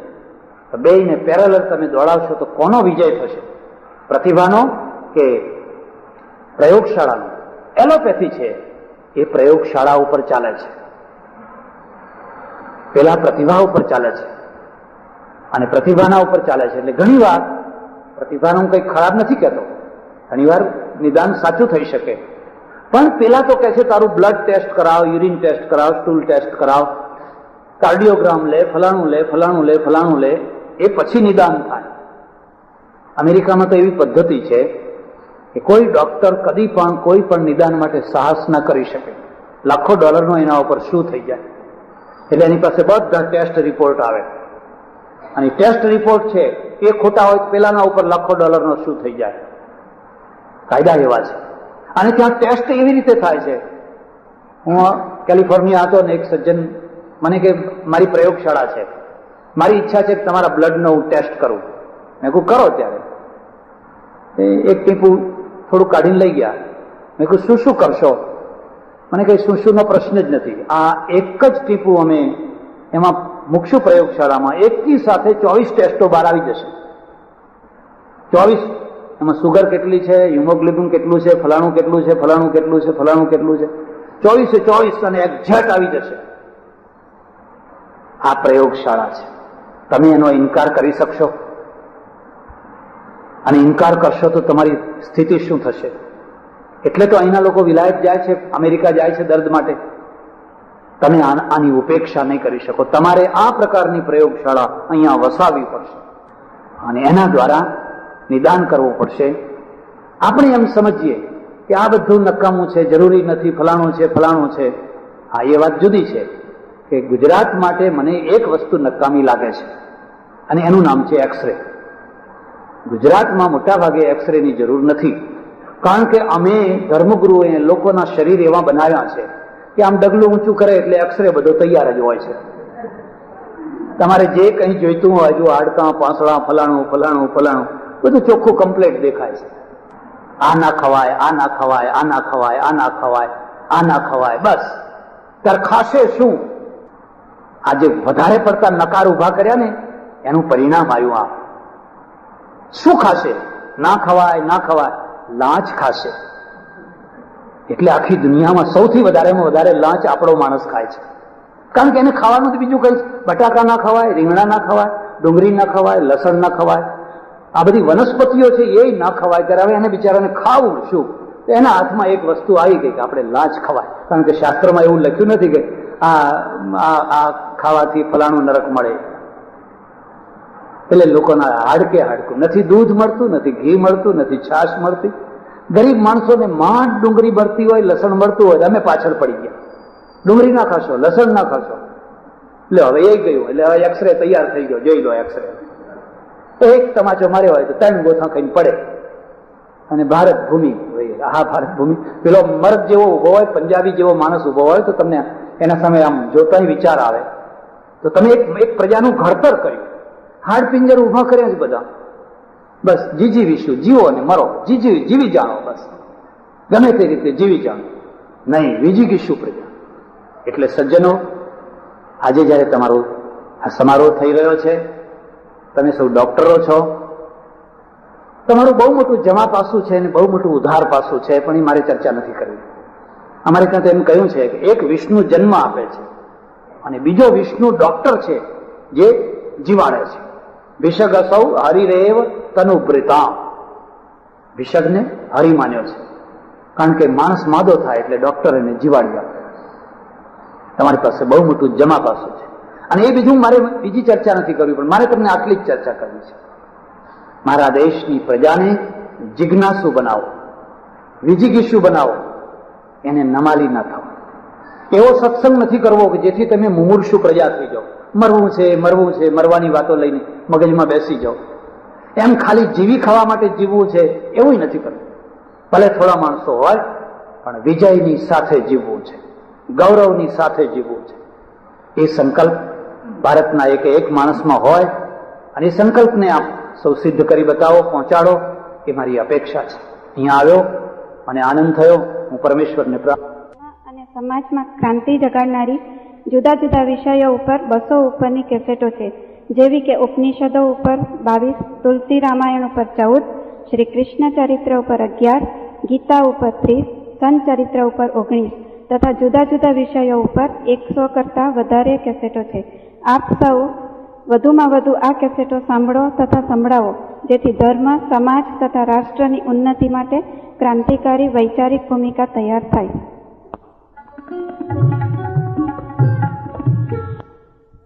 જે રાજકારણ છે એની મારે કોઈ ચર્ચા નથી કરવી, પણ જે છે એ આપણું જ પોતાનું સંતાન છે.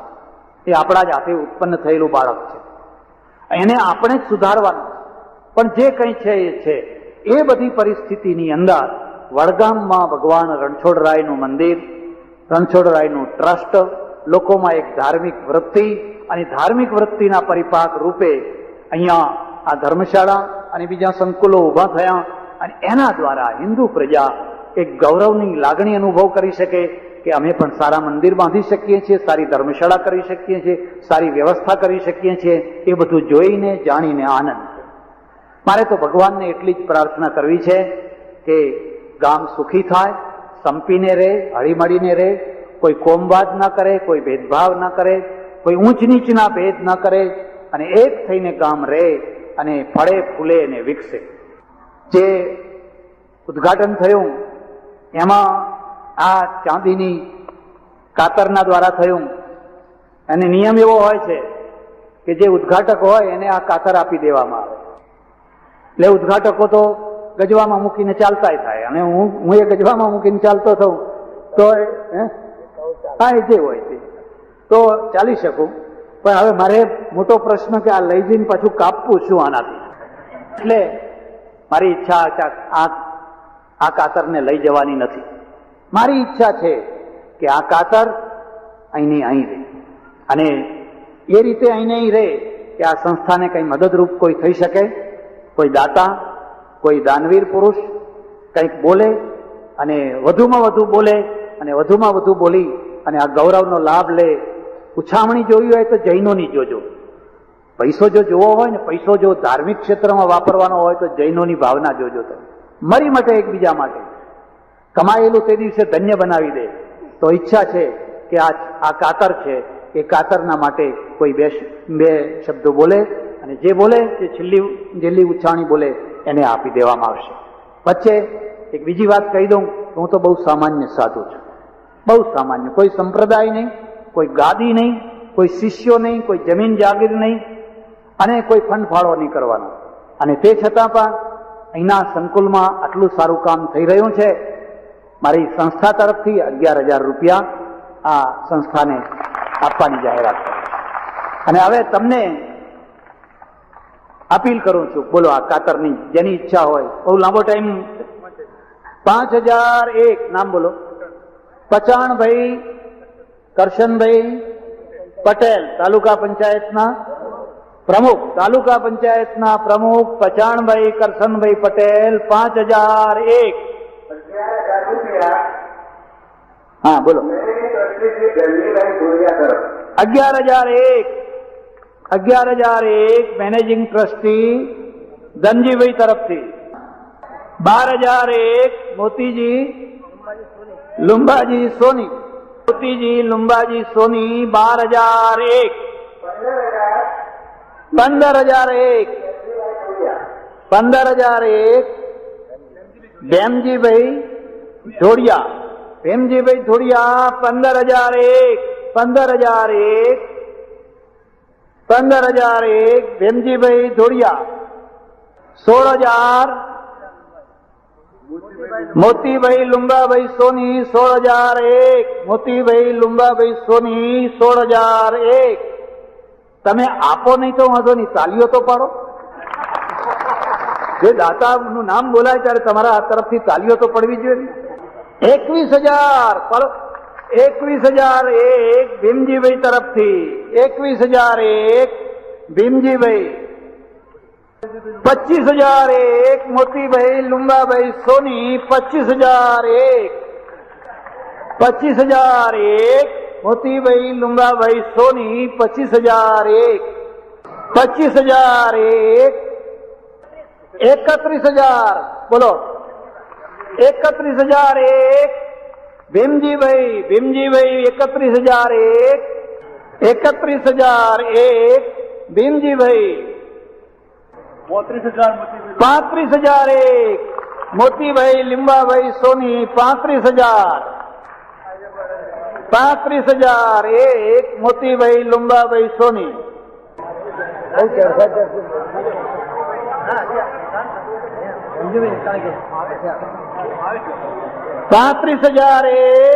એક વાર મોતીભાઈ લુંબાભાઈ સોની. 35,001 બે વાર. 35,001 ત્રણ વાર મોતીભાઈ લુંબાભાઈ સોની. અહીંયા સ્ટેજ ઉપર આવે. આ મને જે ચાદર ઉડાડી છે હું એમને ઉડાડું છું પ્રેમથી ને હાર ઉડાડું છું. જય જય જય. વાહ.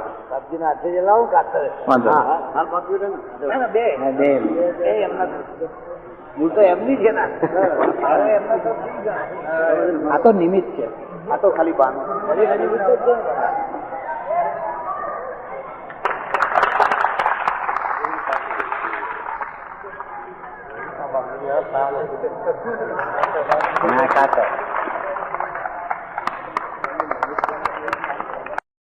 તમને ખબર હશે ઇઝરાયલનું એક પ્લેન છે ને, એ પ્લેન હાઈજેક કરવામાં આવેલું અને પ્લેનને પછી યુગાન્ડામાં એન્ટેબી હવાઈ મથક ઉપર લઈ ગયેલા અને ત્યારે ઈડી અમીનનું રાજ હતું. અને એ જે પ્લેન છે એના ઉપર બે ફિલ્મ ઉતરી. બે મેં જોઈ પરદેશમાં, બંને પેલા મગાવીએ કેસેટ એટલે જોઈએ. અને આ યહૂદીઓએ કઈ ગજબનું પરાક્રમ કર્યું છે, કઈ પરાક્રમ કર્યું છે. પેલા બધા માણસોને ભોંયરામાં રાખેલા, બધા માણસોને. આ મગજનો ગાંડો માણસ ઈડી અમીન બધાને કહી દીધેલું કે આ ફલાણી તારીખ સુધી નહીં નિર્ણય થાય તમને મારી નાખવામાં આવશે. અને એ બધા નક્કી કરી લાયા, મીણબત્તી સળગાવીને બેઠેલા. યહૂદી એટલે પ્રાર્થના કરે કે હે મારા પ્રભુ, અમારે આવી રીતે મરવાનું હશે, આમ હશે તેમ હશે, આંખમાં રોતા કકડતા. આ બાજુ પોલિટિક્સ, ઇઝરાયલના પ્રધાનમંત્રીએ વાર્તા ચાલુ રાખી, તમે માની જાઓ, આમ કરો તેમ કરો, એમ કરતા કરતા ટાઈમ પાસ કરાયો. અને બીજી તરફ જે સોલ્જરો છે ને એમને કહ્યું કે આ કામ આપણે કરવાનું છે. કોઈ વાર નકશો જોજો, ક્યાં ઇઝરાયલ અને ક્યાં આફ્રિકા, અને આફ્રિકામાં ક્યાં યુગાન્ડા. યુગાન્ડાને દરિયા કિનારો નહીં પાછો, વચ્ચે દેશ પાર કરીને જવાનું પ્લાન બનાયા અને રિહર્સલ કર્યું. કેટલા ટાઈમમાં તમે છોડાવી શકો? પહેલું રિહર્સલ થયું 50 મિનિટ. 50 મિનિટનો ટાઈમ જોઈએ, ના આટલો ટાઈમ ના મળે. બીજું રિહર્સલ કર્યું 48 મિનિટ, આટલા ટાઈમે ના થઈ શકે. ત્રીજું રિહર્સલ કર્યું 32 મિનિટ, બરાબર છે. અને C-130 મોટા જહાજ માલ ભરવાના હો, એ માલ ભરવાના જહાજોની અંદર તોપો ચડાવી, એની અંદર કમાન્ડો પેઢા, બીજા 2 જહાજ, એક આખું હોસ્પિટલનું, એક બીજું, 3 જહાજો. પેલા નૈરોબી વાળાને, મંબાસા વાળાને કહ્યું કે અમારા જહાજોને તમે બળતણ આપજો. ત્યાંથી બળતણ લીધું, કોઈને ખબર નહીં. ત્યાંથી ઉડ્યા દરિયામાં દરિયામાં દરિયામાં. કેટલા, હું માનું છું ત્યાં સુધી એના માઇલેજ જો ગણો તો 1.5 થી 2,000 માઇલ થાય. 1.5 થી 2,000 માઇલ થાય. આખો વળાંક લઈ અને રાત્રે નૈરોબી ઉતર્યા. એક દૂર ઉભા રાખ્યા, કોઈને ખબર ના પડે. બળતણ ભર્યું અને C-130 પ્રકારનું અમેરિકન વિમાન એની અંદર સોલ્જરો, તોપો, આ બધું લઈ અને એન્ટેબીનું વિમાન મથક છે ઇઝરાયલીએ બનાવ્યું, એમણે પોતે બનાવેલું, એટલે એના નકશા બધા એમની પાસે, અને રજે રજની માહિતી, એટલા ગુપ્તચરો. એમાંના એક માણસને ઈદી અમીન બનાવ્યો, કાળો રંગ કર્યો, એના જેવા જ કપડાં પહેરાવ્યા, એના જેવું જ પેલું, અને એના જેવી જ મર્સિડીઝ ગાડી લઈ ગયા પાછા પેલા વિમાનમાં. એટલે મર્સિડીઝ ગાડી લઈ ગયા, અને જયારે વિમાન દૂર પણ ઉતર્યું એ જ વખતે એક ફ્લાઇટ આવવાનો ટાઈમ, એટલે આ બધા રાતના 1 વાગે, કોઈને ખ્યાલ નહીં, એને ઉતાર્યું ને પેલો મર્સિડીઝ ગાડી લઈને આવ્યો. કોણ? ઇઝરાયલનો યહૂદી, જાડો કાળો મેશ. એટલે પેલા સલામ કરી, સેલ્યુટ કરી કે આ તો આપણો ઈદી આવ્યો. આગળ ગયો એક જર્મન છોકરી, હાઈજેક કરવામાં મહત્વનો ભાગ ભજવનારી, અને આ બધાને સફેદ પટ્ટીઓ માથે બાંધી દીધેલી, રાત્રે અંધારામાં આપણને ના મારી નાખીએ. અને પછી જે ધડાકા શરૂ થયા, પેલી તોપ છે ને એને બધા મિગ તોડી નાખ્યા, કારણ કે પાછળ મિગ ઉડે તો મારી નાખે પાછા. એ હેંગરો બધા ખબર, એટલે મિગમાં ધડાધડ મિગો તોડવા માંડ્યા. આપણું માણસ મરે નહીં એ રીતે અમને ઉપાડવાના છે. અને પેલું મેગાફોન સાથે લીધેલા, યહૂદી ભાષામાં કહી દીધું, તમે બધા સુઈ જાઓ, કોઈ ઉભા ના થશો. 30 મિનિટની અંદર આખો કાર્યક્રમ પૂરો કરી દીધો, ધડાધડ ધડાધડ ધડાધડ. અને બધા ખાલી એક સ્ત્રી રહી ગઈ, એ સિવાય બાકી બધાને ભરી બધા આવજો જજો કરીને પ્લેન ઉપડી ગયું. અને ઉપડી ગયું, નૈરોબી ઉતાર્યું, તરત જ બધાને બ્લડ આપવાનું, લોહી બધું કરી. હવે એ માણસો જયારે તેલ અબીબ પહોંચ્યા, ત્યારે તેલ અબીબ કેટલું ગાંડું, આખી દુનિયા ગાડી થઈ ગયેલી. દુનિયાને કલ્પના નહીં કે આવી રીતે કોઈ પોતાના માણસોને પ્રાપ્ત કરી શકે. પણ જ્યારે ઇઝરાયલી વિમાન પહોંચ્યું, આખું ઇઝરાયલ ગાંડું થઈ ગયેલું, આખી દુનિયા ગાંડી થઈ ગયેલી. તમને ખબર હશે, હમણાં ઇઝરાયલના થોડાક માણસોને કાશ્મીરમાં પકડવામાં આવ્યા નહીં? પેલી જે બોટ છે ને દલ સરોવરમાં, એમાં ઉતરેલા, રાત્રે જઈને ઘેરી લીધા અને એમને પકડી લીધા. 5-6 હતા, પેલા બંદૂક વાળા, આ તો બંદૂક વિનાના, અને હાથ બાથ બાંધી દીધા. હવે બીજી જગ્યાએ લઈ જવાના. હવે બીજા સામાન્ય માણસો હોય તો એ તો રોડો હાથ કૂટવા જ લાગે ને, એકદમ થથરી જાય ને, હવે શું થશે, હવે શું થશે, જાત જાતની બાધાઓ માનવા લાગે ને, એ બાપા ને, એ કાકા ને, એ ફલાણા ને, એ ફલાણા, જેટલા યાદ આવે એટલા. આ 5-6 જે હતા ઇઝરાયલીઓ, એમાંના એક માણસે હિંમત કરીને, જોર કરીને હાથ છોડી નાખ્યો. હાથ છોડી નાખીને, હવે એ જાણતો તો કૂતરાના મોતે તો મરવાનું જ છે, આ લોકો પકડીને લઈ જશે તો અમને ગોંધી રાખશે અને પછી કૂતરાના મોતે મારશે, એના કરતા મર્દના મોતે મરવું શું ખોટું છે. જમે એમ કરીને દોરડું છોડી કાઢ્યું, અને જરાક પેલો ગફલતમાં રહ્યો ને માર્યો વાઘની માફક કૂદકોને. એટલે પેલાના હાથમાં જે બંદૂક હતી, મશીન ગન હતું, ને મશીન ગન પડાવી લીધું. મશીન ગન પડાવી લીધું એટલે સામે કરી દીધું, ફટ ફટ ફટ ફટ, બસ એમાંથી ભાગી છૂટ્યા. એક સિવાયના બાકીના બધા ભાગી છૂટ્યા. એક જે ભાગ્યો એને પાછો પકડીને બીજાને આપી દીધો. પણ એના કારણે એમાંથી 5 જણા બચી ગયા, એક મરી ગયો. તો હવે આ 5માં કઈ શક્તિ છે? જીવની, જીજીવિષા છે. જો એને આ સાહસ ના કર્યું હોત તો 6 મરવાના હતા, ઊંડી હાલતમાં મરવાના હતા. એટલે આ કહે છે અમે જીજીવિષા વાળા બનીએ, મર્દાના બનીએ. એટલે જિજ્ઞાસુના ઉપર એક ત્રીજી પ્રજા છે, ગમે તેવી આપત્તિમાં, ગમે તેવી વિપત્તિમાં, ગમે તેવા ભૂંડામાં ભૂંડા સમયમાં પણ એ એની અંદર જીજીવિષુપણું રહે છે. એટલે જીજીવિષે છતમ સમાહ, અમે 100 વર્ષ સુધી જીજીવિષુ પ્રજા બની અને જીવીએ. અમારે મર્દા નથી થવું.